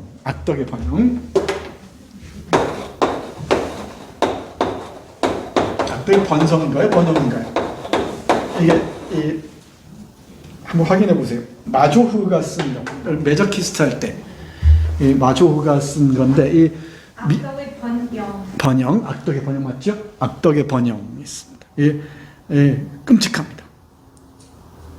우리 여기 소돔 얘기가 나오잖아요. 수도원을 하나의 그 소돔으로 보기도 하고요. 궁궐도 그렇고요. 악덕의 번영과 미덕의 불운을 함께 보셔야 돼요. 미덕의 불행. 불운이라 됐는데 불행 번역이 몇 개 있습니다. 미덕의 불행. 이것도 마조 맞죠? 이 두 작품 함께 보세요. 이게 그 우리가 매저키스트 할 때 매저키즘 하면서 이 가학적 독착자를 얘기하죠. 그 얘기가 다 수도원에서 나온 얘기예요. 여기 나옵니다. 그러니까 수도원에서 그 수도사들, 사제들이 온갖 그 성적인 이 가해와 피약적인 모습과 가학적인 모습 다 보여줘요. 끔찍한 소설입니다. 소돔 121 이런 작품들 읽어보면 끔찍하죠. 이 철학 공부하면서 읽었었는데 오래전에 지금 생각해도 욕지기가 나요. 꼭 읽어야 된다고 얘기는 하는데 알아서들 하십시오. 여기도 그 일부가 보이긴 해요. 악덕의 번영에 한 그 단락을 옮겨놓은 것 같은 문장들이 있습니다. 기억나시죠? 교회와 왕과 그의 수렵을 포함해 성직자들이 자행하고 있는 악덕에 대해서도 이야기했고, 그러한 죄악을 위해 기원하는 것을 허락하려면 아예 신이 존재하지 않는 편이 나을 거라는 이야기도 했다. 이 얘기를 마녀한테 합니다. 마녀에게 하는 얘기가 있고요. 이 추방당한 이유는 진실을 말했기 때문에, 정직하게 이해하고 생각한 것을 말했기 때문이라는 것이죠. 그 결과 우리 추방당한 자의 운명은 이렇습니다. 내 운명이 왜 이런가? 피할 길 없이 계속해서 철창에서 또 다른 철창으로 다녀야 하는 내 운명. 이걸 도망자의 운명 또는 탈주자의 운명으로 얘기할 수도 있고, 이 노마디즘으로 분석하는 사람도 있는 것 같은데, 글쎄요. 이런 탈주자의 운명이 유쾌한 탈주로 볼 수 있을지는 모르겠습니다. 절망적이죠. 절망적입니다. 내가 도망을 가더라도, 이거 도망이죠. 훨씬 더 어려운 철창에 갇히게 된다. 제발 이 감옥이 가장 최악의 감옥이길 바란다. 감옥에 대한 그 섬뜩한 묘사들은 곳곳에 있으니까 확인하시기 바랍니다. 쥐가 있고 이가 있고 벼룩이 있는 것들. 적어도 지금까지 그 어느 것도 이것보다 더 힘들지는 않았다. 모든 것을 포기하고 결혼해달라는 다정한 유대 여인의 추궁을 받는 것은 나에게 일어날 수 있는 가장 혹독한 사건이다. 또 이 비슷한 부분에서 어떤 사람 얘기를 통해서 가장 혹독한 벌로 부자가 되게 해준 거 있죠. 무시무시한 마누라에게서 벗어났더니 그 마누라가 나에게 어마어마한 유산을 물려줬단 말이야. 그 어마어마한 유산을 물려받다 보니까 그게 더 무서운 거지. 잠도 못 자고 하는 그 아이러니, 풍자가 돋보인 문장들이 있습니다. 추방당한 자의 운명과는 별 관련이 없지만은 아무튼 추방의 이유와 추방당한 자의 운명이 이 소설 전체를 관통하는 또 하나의 키워드 중에 하나예요. 추방이라는 것. 끝없는 추방입니다. 그러니까 어떤 자리에도 정착하지 못하는 또는 정착할 수 없는 자의 모습이죠. 그러니까 자발적 이 탈주자하고는 거리가 있습니다. 거리가 있는 그 탈주자의 운명 또는 추방당한 자의 운명을 그리고 있는 작품으로 볼 수도 있겠죠. 자, 그 다음 볼까요? 그 다음에 이 마드리드의 풍경인데, 마드리드나 파리의 풍경 또는 감옥의 풍경, 가톨릭의 타락, 기존 그 제국주의의 이면의 풍경을 비판하고 있다는 점에서 주목할 필요가 있죠. 그죠? 이건 어렵지 않은 부분입니다. 쉽게 볼 수가 있습니다. 이 마드리드가 뭡니까? 그러니까 본국의 심장부잖아요. 그죠? 본국의 심장부입니다. 나는 한국 소설에서는 한국 문학에서는 이상의 그 유고, 이상이 죽기 한 5달쯤 전, 1936년 11월쯤에 동경을 가거든요. 4월 초에 죽는데, 동경에 가서 쓴 그 글이 있어요. 소설도 있고, 실화라는 소설도 있고, 이상이 남긴 그 에세이, 유고가 있는데, 유고가 동경입니다, 동경. 동경이라는 글을 보면은, 동경에 다녀온 많은 사람들이 동경의 불빛에 눈이 멀어버리거든. 그 황홀한 불빛에. 근데 여기 이상에 가서는 딱 첫 문장이에요. 마르노우치 빌딩 얘기하면서 자기는 동경에 와서 환멸밖에 경험하지 못했다는 거지. 환멸. 그러니까 동경에, 그러니까 이 동아시아 근대의 심장부잖아. 심장부인 동경에 가서 이상은 환멸을 경험해요. 그 긴자 거리에 가서 이 가솔린 냄새나 맡고. 잘 쓴 그 에세이입니다. 여기 이 멕시코 촌놈이 말이야. 그것도 몬테레이 촌놈이죠. 몬테레이 촌놈이, 멕시코 북부에 있는 촌놈이 제국의 심장부인 마드리드에 갔는데, 이 마드리드가 정말 부패와 오염과 비위생, 모든 그 지저분한 것들이 다 모여있는 곳이란 말이지. 이게 이제 이 제국주의 비판, 식민지 비판의 언설들을 이렇게 곳곳에 포석처럼 깔아놓은 거죠. 깔아놓았다고 할 수 있습니다. 파리도 마찬가지죠. 런던도 마찬가지고. 여기 보세요. 나스의 소설길 런던탑이라는 소설도 생각이 나네요. 나스의 소설길 런던에 가서 본 게 런던탑이라는 감옥이에요, 감옥. 이 문명의 저 밑에 무시무시한 감옥이 있다는 거죠. 런던탑은 감옥 이름이죠. 유명한 감옥 이름입니다. 이건 섬뜩한 소설이죠. 여기 우리 레오나르도 아레나스는 마드리드의 심장부에 들어가서 그 심장부의 이면을 파헤칩니다. 일반적으로 마드리드를 걸어 다니려면 우산이나 철모를 써야 하는데 발코니와 창문에서 무언가를 계속 내던지죠. 이거 우리 양산의 등장, 또 뭡니까? 하이힐의 등장과 관련이 있죠.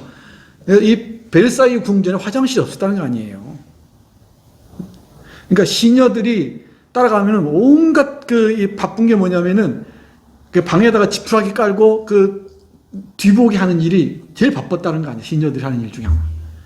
그리고 야외에서 이 무도회가 열리면은 그 장미밭으로 가가지고 다 볼일 다 보고 그러니까 온갖 냄새 진동이 있다는 거죠. 그러니까 화장실이 없었다는 기본적으로. 그러니까 대충 그 요강 같은 데다가 보고서 창 밖으로 다 버리니까 그걸 피하기 위해서 양산을 쓰고 다니고 온갖 망토들을 막 쓰고 다니고 그랬다는 거죠. 참 미개해, 야만적이 보면은. 그리고 제가 얼마 전에 그 괴테라는 영화를 봤는데, 괴테에 대해서 얘기할 게 있어서, 이 괴테가 샤를 롯데를 만나는 얘기거든요. 초기 그 젊은 베르터의 고통을 괴테의 삶과 연결해서 만든 영화입니다. 근데 이 시골 마을에 갔는데 다 질척거려요. 당연히 이 도시 말고는 포장이 안 돼 있겠죠. 눈 오고 비 오고 난 다음에 얼마나 질척거리겠어요. 그런데도 그 치마 질질 끌며 다녀요. 아, 정말 비위생적입니다.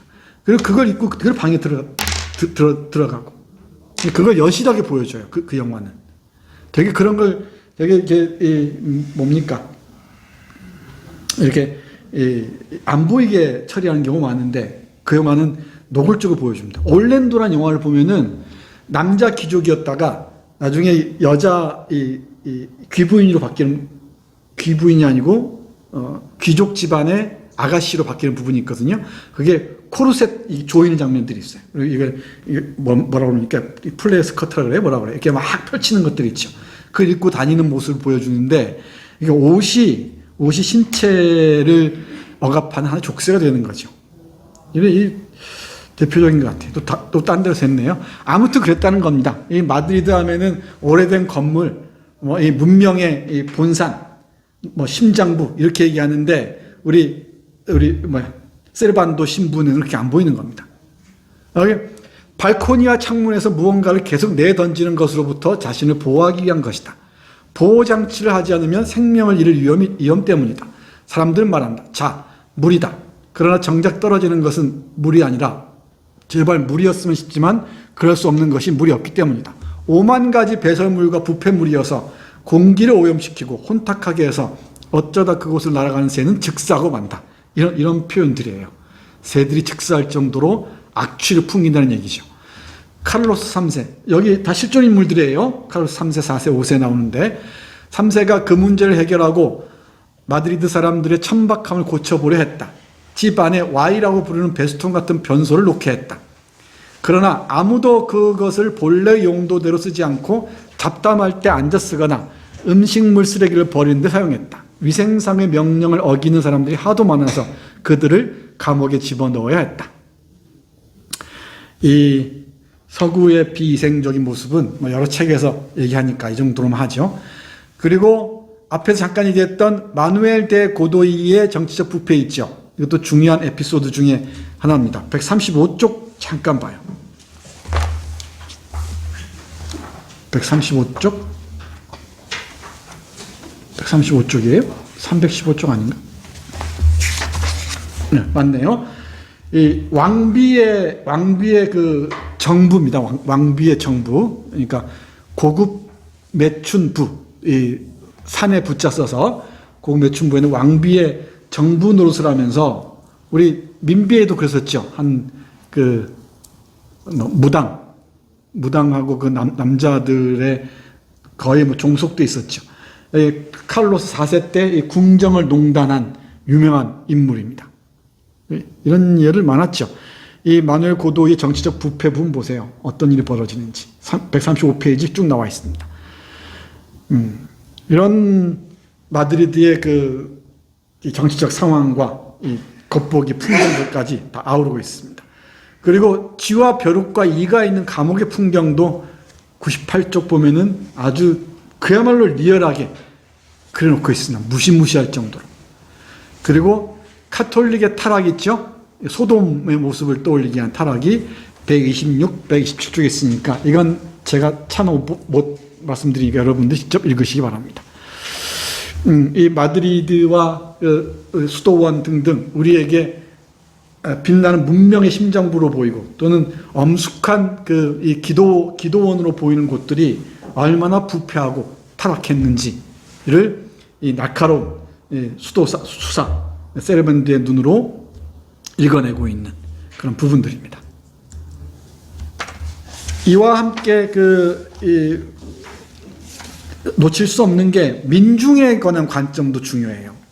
이걸 읽으면서 루신이 자꾸 떠올랐는데, 이 루신은 중국 작가 루신입니다. 루신은 민중의 양면성을 끝까지 경계했죠. 민중은 혁명의 에너지이기도 하지만은 동시에 끝없는 그 배반자이기도 하다는 거죠. 기회주의자이기도 하고, 이게 아큐의 표상입니다. 이 아큐가 중국 민중의 표상이죠. 그 아큐의 모습을 바로 이 책에서 볼 수 있어요. 73쪽입니다. 생각난 김에 73쪽 보시면은 신랄합니다. 제가 민중들이란이라고 메모해 놨는데, 그 설교를 하고 이제 감옥에 갇혔어요. 그와 관련된 부분입니다. 이해해 주기를 바랐던 인디오들의 외침을 못 들었니? 그걸 들어봐. 화가 나서 너를 죽이라고 요구한다. 또르띠아 장수조차도 그들의 물건을 잊어버린 채 수돈 앞에 서서 내 머리를 자르라고 요구한다. 아베 마리아여, 대주교의 호의가 아니었다면 너는 아마 갈기갈기 찢어졌을 것이다. 너와 우정을 나누었던 모든 사람들이 네가 공궁에 처하자 너를 버린 것을 잘 보았지. 너는 외톨이이고 주교다는 자비 외에는 다른 도움이 없다는 것을 보았지. 쭉 얘기하면서 우리 자신이 민중의 관점에서 이 교회 얘기를 다시 얘기하고자 했던 것이지. 그랬음에도 민중들은 보기 좋게 우리 세르반도를 배신합니다. 이런 부분을 보는 것도 흥미로워요. 그리고 식민지 지배, 마드리드 풍경뿐만 아니고 식민지 지배에 대해서도 곳곳에 얘기를 하죠. 예를 들면은 55쪽 보세요. 55쪽 보면은 이런 문장들. 이 땅에서 태어났다는 이유 하나만으로 우리를 열등하게 여기는 스페인 사람들의 명성을 제거하는 방법도 잘 알고 있다. 불황자 같은 그들은 자신들의 주머니를 부풀리고 터무니없는 의상에 걸치기에 이 땅에서 모든 것을 가져갔다. 곳곳에서 이 제국주의자, 스페인 제국주의자들의 그 야만성들, 폭력성들을 곳곳에서 보여주고 있습니다. 자, 그 다음 이제 프랑스 혁명의 한 복판에서 혁명을 고민하는 부분도 봐야 돼요.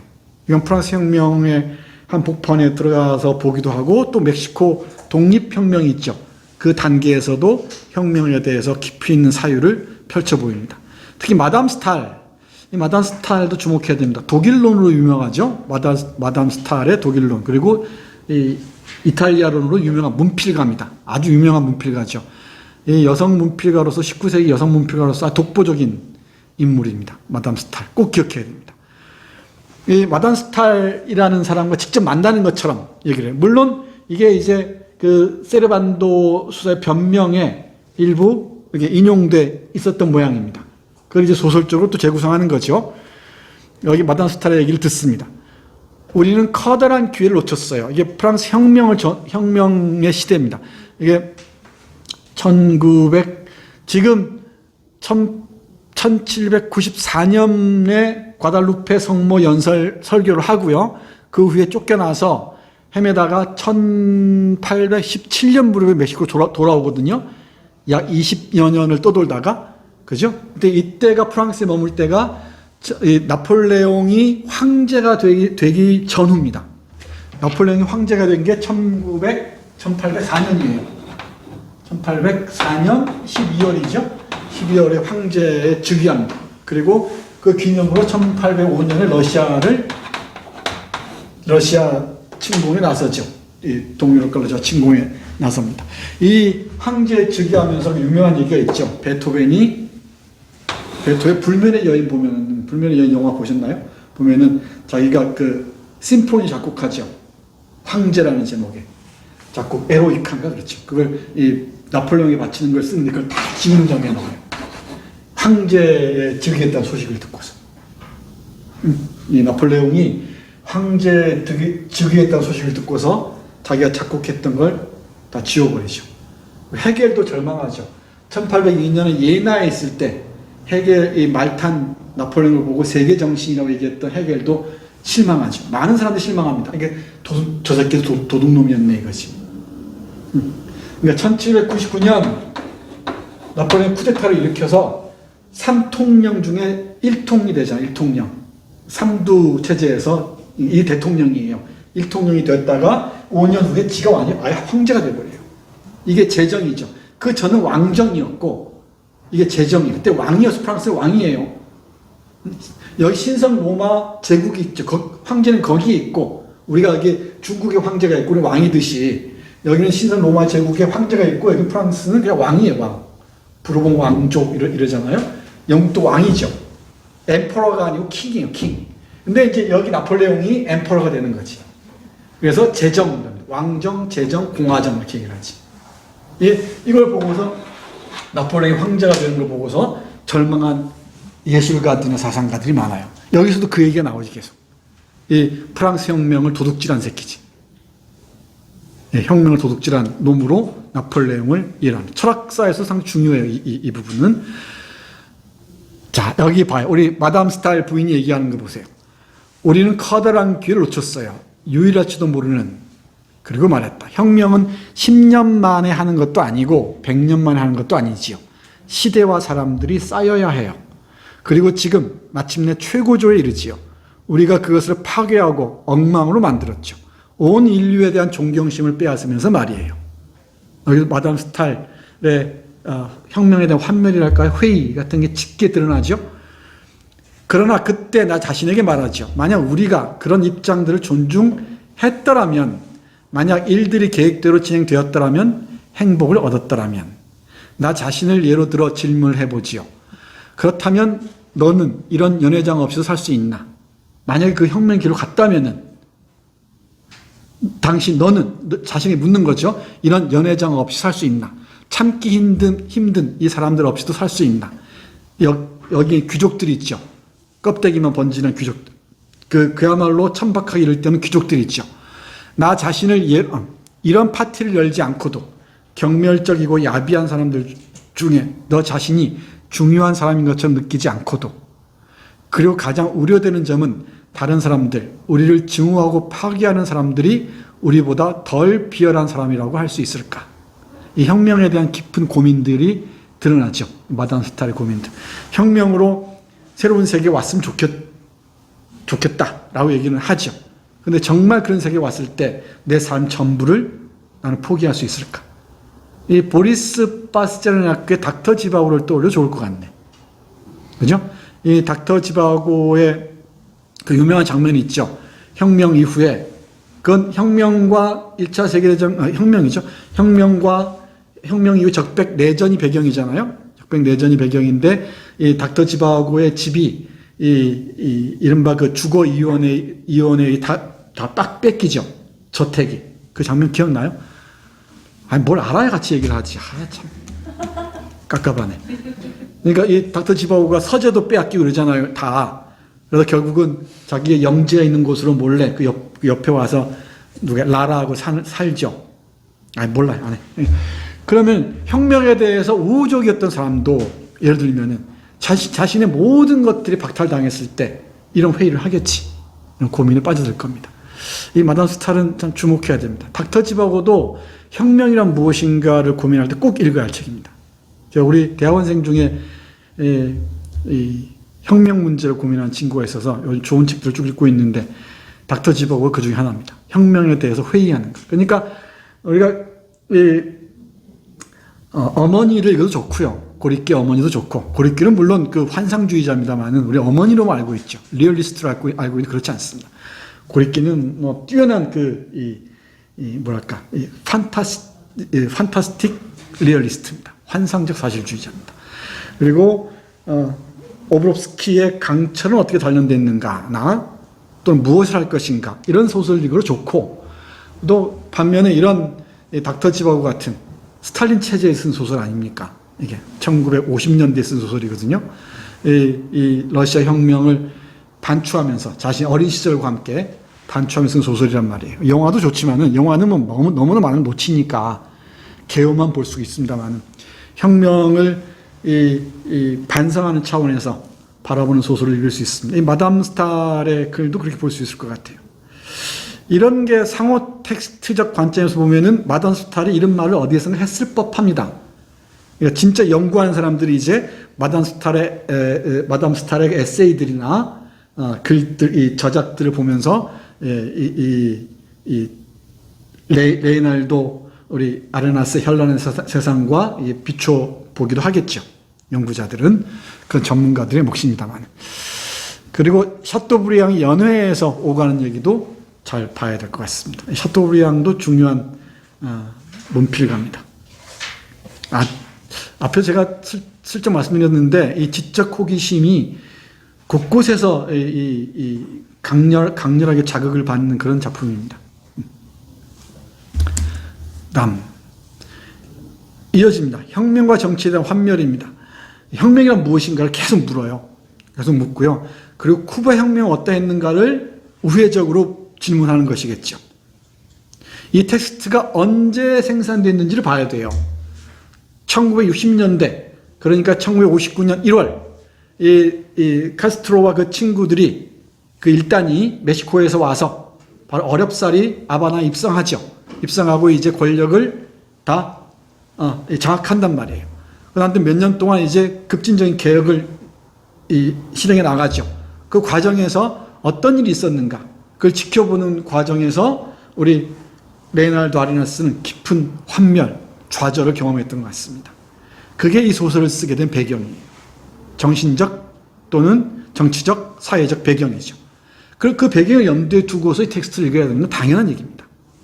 다시 작가가 앞에서 얘기했듯이 세르반도와 아레나스는 분신입니다. 분신. 그러니까 200년이 넘죠. 약 250년 정도, 220년 정도의 낙차를 두고 혁명을 포개놓고 사유하는 것으로 읽으면 좋을 것 같습니다. 혁명과 전체에 대한 환멸이 아주 짙게 배어 있습니다. 후반부에 이를수록 그렇습니다. 나폴레옹은 나의 장점들을 인정하고 국가기관에서 높은 지위를 차지하도록 했다. 이 나는 세르반도입니다. 이후에는 가톨릭 의식을 제정하기 위해 그가 소집한 국가주교회의에서 매우 중요한 자리를 차지하게 했다. 그러나 그 좀도둑에게 환멸을 느끼는 데는 많은 시간이 걸리지 않았다. 이게 좀도둑은 카스트로를 딱 놔도 크게 다르지 않을 겁니다. 그의 창녀 옆에서 황제가 즉위했는데 조세핀을 얘기하죠. 나는 몹시 두려웠고 프랑스 국민이 통치자를 바꾸는 데는 성공했지만 결국 폭군을 바꾼 결과밖에 안 되었다는 것을 확신했다. 그러니까 프랑스 혁명을 빗대서 쿠바 혁명을 얘기하는 것입니다. 심지어 새로운 정부는 과거 통치자들의 기품이나 자비를 갖추지도 못했다. 전에는 죄수를 족쇄, 음악과 함께 일종의 경의마저 표하면서 교수대까지 데려갔는데 지금은 발로 차고 욕설을 해가며 데려간다. 게다가 혁명 전에 똑같은 사람들과 혁명을 이용한 사람들이 요직을 다시 차지했다. 그래서 성직자들 중 가장 사악한 사람들이 이 교구를 차지하고 주교로 임명되었다. 이 혁명에 살아남은 자들 많죠 또. 강물이 다시 휘어진 때를 이용해 온갖 쓰레기들이 다시 떠오르는 것을 보았다. 혁명의 정신이 왜곡되는 순간에 다시 이 과거의 잔재들이 다시 떠오르는 거죠. 루신 말을 다시 빌자면은 혁명을 혁명하지 않으면 혁명은 그 순간에 배신당한다는 것이죠. 그래서 내 목숨에 대해 두려움을 느끼기 시작했고 감시당한다는 것을 알고부터 도주 계획을 세우기 시작했다. 끊임없는 도주 계획들. 이제 여기서 자기가 나폴레옹에게 긴하게 쓰였다는 얘기까지 하죠. 그러면서도 이 새끼가 좀도둑이 다름없다. 혁명을 훔친 자는 얘기지. 그리고 폭군을 폭군으로 바꾼 것이 지나지 않는다는 거죠. 또 이렇게 회의하고 환멸을 느끼니까 감시의 시선이 자신을 놔주지 않겠지. 그 시선에 올감이 같이 있다는 걸 느끼고 다시 도주를 기획합니다. 과연 이 도주는 탈주자, 어떤 자기 생성적인 탈주자의 도주일 수 있을까? 이 지점은 그럴 수 있을 것 같기도 하죠. 이런 경직화하는 또는 혁명을 탈취하는 세력에 대한 비판이라는 점에서 이 도주는 새로운 삶의 실험을 향한 여정의 일부로 볼 수 있을 것 같습니다. 거기에 안주하지 않고요. 네, 이 혁명과 전체의 환멸은 두 부분에서 나타난다고 했습니다. 프랑스 혁명 지점 그리고 멕시코 독립혁명 지점에서. 그리고 이건 쿠바 혁명을 비추는 두 개의 거울이라고 보시면 좋을 것 같습니다. 됐죠? 그 다음 보겠습니다. 미국에 대한 얘기도 재밌어요. 미국에 기차 타고 가는 장면이 있죠. 30칸짜리 기차를 타고 가는데 29칸에는 흑인들이 타고 있어요. 노예들이겠죠. 한 칸에만 이제 이른바 그 신사들이 타고 있습니다. 흑인들 연료로 쓴다는 이 무시무시한 표현이죠. 그로테스크한 문장입니다. 연료, 기관사가 외친다. 연료가 없으면 도착할 수 없습니다. 설국열차를 떠올려 좋을 것 같아요. 그리고 29칸의 객차 한 칸이 텅텅 빈다. 우리 그 BTS의 노래 중에 다이너마이트가 아니고 뭐죠? P2D인가요? Permission to Dance에 나오나요? 거기에 설국열차 얘기가 나오죠. 한번 보세요. 그 BTS 가사가 참 놀랍습니다. 갑자기 생각이 났습니다. 연료, 기관사가 외친다. 연료가 없으면 도착할 수 없습니다. 그리고 29칸의 객차 한 칸이 텅텅 빈다. 연료로 쓰이는 거지. 우리 설국열차 보면은 그 아이 하나가 안에 들어가서 뭐 불 때는 장면이 있죠. 그걸 떠올려서 올 것 같아요. 우리 미야자키 하야오 애니메이션 센과 치히로 행방불명의 저 목욕탕에서 불 때는 노인 기억납니까? 그걸 떠올려 좋을 것 같은데 여기 이 기차에 연료로 흑인들 쓰는 것이 석탄으로 닮았으니까 흑인들이 그 얘기를 합니다. 그들이 석탄과 가장 비슷하기 때문이죠. 당황하는 내 모습을 본 부인이 아부하듯 나에게 말하면서 그 지역에는 그 연료가 없는데 금만 생산된다고 덧붙인다. 그래서 흑인들을 사용하죠. 그들은 풍부하니까요. 흑인들을 떼는 거죠. 이미 말씀드렸듯이 석탄과 가장 많이 닮았기 때문이죠. 이 무시무시한 그로테스크죠. 무서운 웃음입니다. 그리고 두 번째 객자가 텅 빈다. 그래서 27칸의 연료 차량만 남게 되었다. 겁에 질려 창문을 바라보자 눈에 보이는 유일한 것은 굴뚝에서 나오는 검은 연기의 거대한 흔적뿐이고 그것은 다시 색을 칠하며 하늘을 점령해버린다. 우리는 드디어 남부에 다다르고 연료 객차 중 한 칸만 온전히 도착한다. 미나는 잔뜩 겁에 질려 있다. 아마 미국 유럽에서 미국의 동부 쪽으로 왔나 봐요. 그쪽 기차를 타고 이제 쭉 내려오는 거죠. 뉴올리언즈로 내려가 거기서 배 타고 소토로 들어와야 되니 멕시코 들어와야 되니까. 네. 그것은 다시 색을 칠하며 하늘을 점령해 버린다. 우리는 드디어 남부에 다다르고 연료 객차 중 한 칸만 온전히 도착한다. 다 떼버렸다는 얘기지. 물론 환상이죠. 판타지입니다. 그 흑인들을 직접 태웠다는 얘기는 아니겠죠. 아닌데 일단 그 비유를 상상하시면 됩니다. 미나는 하비에르 미나입니다. 하비에르 미나. 멕시코 독립혁명기 영웅 중에 한 사람입니다. 세르반도하고 직접 함께 했던 사람이에요. 미나는 잔뜩 겁에 질려 있다. 그러니까 여기가 자유의 나라군요. 여기가 자유의 나라군요. 아니다. 그리고 자유의 나라군요 하면서 뭐라고 얘기합니까? 굵은 쇠사슬을 그의 목에 묶는 동안 나에게 말한다. 나도 잘 모르겠어. 여기는 돈이 없으면 공기도 구할 수 없지요. 내가 대답한다. 미국이란 어떤 나라인가를 레오나르도 아리나스는 이렇게 얘기합니다. 이 미국에 관한 얘기들은 다양한 관점에서 얘기할 수가 있죠.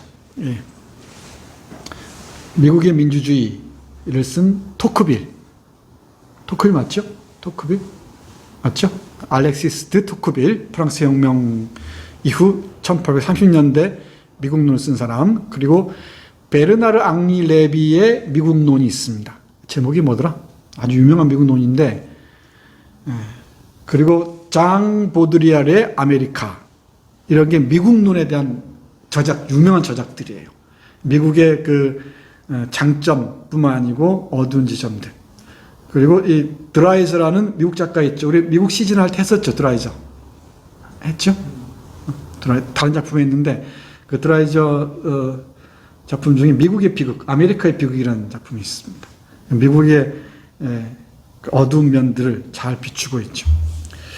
여기 이 아레나스가 보기에 미국이란 멋진 신세계는 이렇게 보입니다. 석탄을 연료로 떼는 곳이고요. 공기가 없으면은, 아니, 돈이 없으면 공기를 구할 수도 없는 곳. 숨 쉴 때마다 돈을 내야 하는 곳이기도 합니다. 이 미국에 관한 얘기들도 흥미롭습니다. 잠깐 머무는 곳인데도. 자, 다 왔습니다. 대통령궁 환영 저항과 혁명 그 후. 이게, 말씀드렸던 제 34장이 있죠? 예. 누굽니까? 시인 그 에레디아하고 세르반도가 대통령궁에서 이 행렬을 보고 또 대통령을 예찬하는 걸 보고 혁명의 불길한 이 미래를 보는 장면이 있죠. 그 장면입니다. 아주 중요한 부분이에요. 이 부분. 자, 보겠습니다. 빅토리아 대통령이 취임하고 난 다음입니다. 수사는 그 의식, 대통령궁의 위압적인 행렬입니다. 이걸 보고서 우리 멕시코 독립 제정에서 간신히 벗어났는데, 그죠? 간신히 벗어났는데 이제 공화정으로 들어왔다 싶은데 또 대통령이라는 자를 저렇게 신격화하는구나. 앞에서 읽었듯이 그걸 보고서 불길한 기운에 불길한 그 징후에 힘들어합니다. 수사는 그 의식을 멀리서 보고서 오한을 느꼈다. 오한을 느끼죠. 이제 죽을 때가 됐다 생각했고 그런 모욕감과 비천함을 더 이상 견딜 수가 없었다. 그를 다시 미치게 만드는 소란한 소리를 듣는 순간 다시금 그의 전 세계 동안 사기를 당했다고 느꼈다. 그럼 옆에 있던 에레디아 그러죠. 너무 편집광적이야. 그죠? 그럼에도 불구하고 이 혁명에 대해서 걱정하지 않을 수가 없죠. 근심하지 않을 수가 없습니다. 자신의 전 생애를 사기당했다고까지 얘기할 정도니까 그런 사기가 명백히 어떤 것인지 잘 설명할 수가 없어서 거대한 복도의 중앙까지 걸어갔다. 큰 의자에 올라가자 즉시 삐걱거리기 시작했고 팔을 뻗었다. 두 손을 내리기 전에 행렬에 흠뻑 빠져있는 시인을 바라보았다. 이 시인이 에레디아의 앞에서 얘기했던 그 시인입니다. 그리고 아마도 이번 여행에서는 돌아올 것 같지 않으므로 그를 데려가지 않는 게 나을 것이라 생각했다. 또 여행을 떠나야겠죠. 그때 손짓을 했다. 그를 내려왔다. 이제 그의 별이 빛나는 위대한 밤에 있었다. 질문의 밤이다. 반고흐를 미치게 만든 밤, 칸트를 의심하게 만든 밤, 다윗의 첫날 밤, 모든 문명시대에서 인간들을 당혹하게 하거나 계몽시킨 밤, 별자리들의 불꽃 아래서 수사는 복도를 걷는다. 대답이 무엇이었나? 신호와 해답은 어디 있었나? 다시 고개를 들고 천체의 소용돌이 같은 행렬을 보면서 꼼짝하지 않았다. 오랜 시간 동안 그 빛나는 행렬, 그 침착한 조화를 꼼짝 않고 바라보았다. 그리고 계시를 얻었다. 모든 문명, 모든 혁명, 모든 투쟁, 모든 목적은 별자리의 완성, 변함없는 조화에 도달하는 것이다. 그러나 결코 그 완성에 도달하지 못할 것이다. 반드시 불균형이 존재하니까 큰 소리로 말했다. 이 도저한 회의주의, 그죠? 이 천체 소용돌이 같은 그 조화들, 그 조화가 우리 모든 문명의 궁극적인 완성태일 텐데 그것에는 결국은 도달하지 못할 것이라는 회의, 그죠? 결코 그러한 완성에 도달하지 못할 것이다. 반드시 불균형이 존재할 테니까. 저 밑바닥이 흐르는 회의주의로 마무리하고 있습니다. 이 평안한 시절이라는 34장을 보다 보면은 이 작가의 염세주의적인 멘털리티를 읽을 수도 있고요. 또는 혁명에 대한 깊은 회의를 읽을 수도 있습니다. 그러니까 세르반도의 목소리를 통해서 아레나스 자신이 쿠바 혁명을 바라보는 혁명 이후에 좌절과 회의, 그 절망, 이 고통들을 드러내고자 했던 것 같습니다.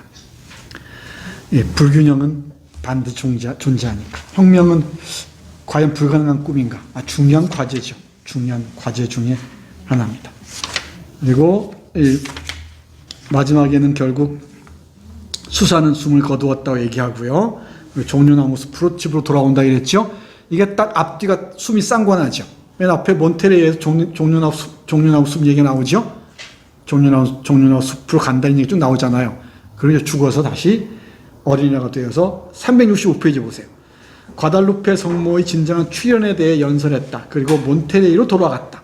이제는 소년으로 종려나무 숲에서 집으로 돌아온다. 그러니까 이 하나의 회기의 서사라는 걸 금방 알 수가 있죠. 하나의 회기의 서사입니다. 그리고 끊임없이 추방당한 자의 삶을 살면서 그 자신의 고향, 어머니의 땅으로 돌아오고자 했던 모양입니다. 아버지가 대단한 폭군이었던 것 같고요. 여기에서 이 불행한 여성들 틈에서 자라났다고 얘기를 해요, 자기가. 자기가 이 글재주가 있다는 얘기를 학교 선생님한테 듣고서 아버지가 막 도끼로 나무에다가 써놓은 시들 다 찍어내고 이런 장면들이 있거든요. 아버지가 대단한 폭군이었던 것 같습니다. 근데 그 어머니하고 그 기억이 남아있는, 그리고 어렸을 때 함께 벌거벗고 목욕했던 그 사내 아이들에 대한 그리움들이 있었던 것 같아요. 그 자서전적 소설 해질 무렵을 보면 그렇습니다. 아무튼 우리 세르반도는 몬테레이를 떠나서, 일장이 그랬죠. 떠나서 오랜 그 방황 끝에 죽어서 다시 돌아옵니다. 이 소년으로 돌아옵니다. 죽어서. 그 다음에 마지막 그 세르반도 수사의 마지막 모습을 보면서 마무리하겠습니다. 366페이지 보세요. 366페이지 보시면은 세르반도 테레사 대 미에르 수사는 죽어서도 평안을 얻지 못했다. 자유당이 수사들을 수도원에 가두고 성당과 수도원을 점령했을 때 보물을 발견하리라는 기대감에 산토 도밍고의 수사들의 무덤을 파헤쳤다. 기대했던 것을 찾지 못하자 경로한 카레온이라는 작자가 무덤에서 미라 13구를 꺼냈는데 세르반도 수사도 포함되어 있었다. 그의 사제복 조각이 발견되었다. 이 미라들은 며칠 동안 노천에 으스스하게 진열되었다. 한 이탈리아 사람이 이 바짝 마른 약탈품 몇 개를 구입해 아르헨티나로 가져갔다. 세르반도 수사는 다시 바다를 건너야 했다. 아르헨티나에서는 어느 서커스 단장이 수사의 미라를 사서 부에노스아이레스로 가져가 종교재판의 피해자로 전시했다. 지난 세기 말 바로 그 미라가 벨기에의 가장 우화적인 서커스 중 한 곳에서 전시되었다. 실제로 그의 유골은 합당한 휴식을 취하지 못했다. 이게 세르반도에 대한 다양한 전기들에서 발췌해서 정리한 것이래요. 그러니까 죽어서까지도 비극적인 유랑의 운명에서 벗어나지 못한 세르반도 얘기를 적어놓고 있습니다.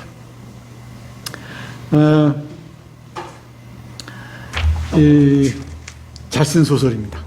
정말 흥미진진한 작품입니다. 이제 큰 얼개를 파악했으니까 다시 읽으셔야 돼요. 나머지 공부해야 됩니다. 오늘 내일 밤새서 다 읽기 바랍니다. 밑줄 긋고 이거 말고도 못한 얘기들이 많아요. 글쓰기와 구원의 문제. 정말 아까 앞에서 얘기했듯이 주의 눈빛에 비춰서라도 글 쓰고 싶다 그러죠. 감옥에 어떤 열악한 상황이 좋으니까 글만 쓰게 해달라는 거 아닙니까? 그리고 글쓰기가 구원의 문제도 주목해야 될 것 같고요. 그리고 아까 얘기했던 이 멕시코 바로크 문제, 이 스타일 문제 관련해서 도저한 그 허무주의, 그러니까 이 현실의 허무를 아주 화려함으로 치장한 게 바로크적이라고 그러잖아요. 특히 멕시코 바로크가 유명하거든요. 이 현실의 환멸, 현실 허무들을 현실의 그 화려함으로 표현하는 남미적인 속성 같은 게 있나 봐요. 이 남미의 라틴 아메리카 바로크, 이 바로크 얘기는 나중에 따로 얘기가 필요해요. 이건 다 집중적으로 얘기하겠습니다. 그리고 이 모험 서사로서의 볼테르의 깡디드와 세르반테스의 돈키호테의 연결 지점을 읽는 것도 재미있을 것 같고요. 아주 다양한 관점에서 읽을 수 있을 것 같습니다. 그래서 정말 무궁무진하게 할 말이 많은 그런 소설입니다. 그리고 소설이란 무엇인가를 묻는 사람들은 꼭 읽어야 할 작품 같습니다. 앞에서 이 강의를 시작하면서 말씀드렸었죠. 소설의 미래를 가장 오래된 글쓰기 장르 중에 하나에서 꺼내서, 가장 오래된 기보다는 오래된 글쓰기에서 힌트를 얻어서 소설의 미래를 펼쳐 보였다 얘기했죠. 포스트 모던적 글쓰기의 하나의 좋은 사례가 아닌가 싶습니다. 그리고 탈식민적 상상력의 좋은 사례이기도 하고요. 또 하나는 혁명에 대한 깊이 있는 회의와 통찰을 보여준다는 점도 주목해야 할 것 같습니다. 아주 묵직합니다. 웃음을 아주 쓰디쓴 깊은 웃음을 자아내게 하면서도 의미 있는 탈식민적 그 상상력과 혁명에 대한 그 심오한 통찰을 보여주는 그런 작품이었습니다. 레나르도 아레나스 매력적이죠. 해가 지기 전에, 이게 Before Night Falls입니다. 영어로 하면은 변선희 선생이 번역했어요. 한번 꼭 읽어보시기 바랍니다. 책이 구할 수 있을지 모르겠네요. 이 출판사가 다 책이 안 나와서. 그리고 영화 Before Night Falls도 한번 찾아서 보시기 바랍니다. 네.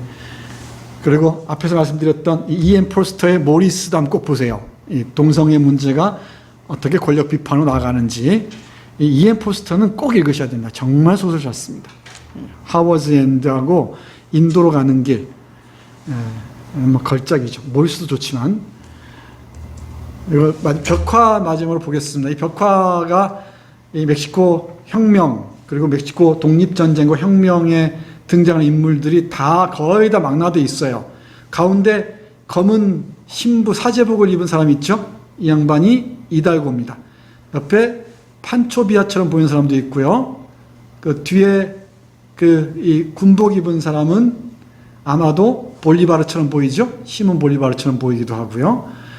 여러 멕시코 독립과 멕시코 혁명에 참가했던 사람들을 쫙 벽화를 보여줍니다. 저 뒤에 사파타도 보이는 것 같죠? 흰말도 보이고요. 그죠?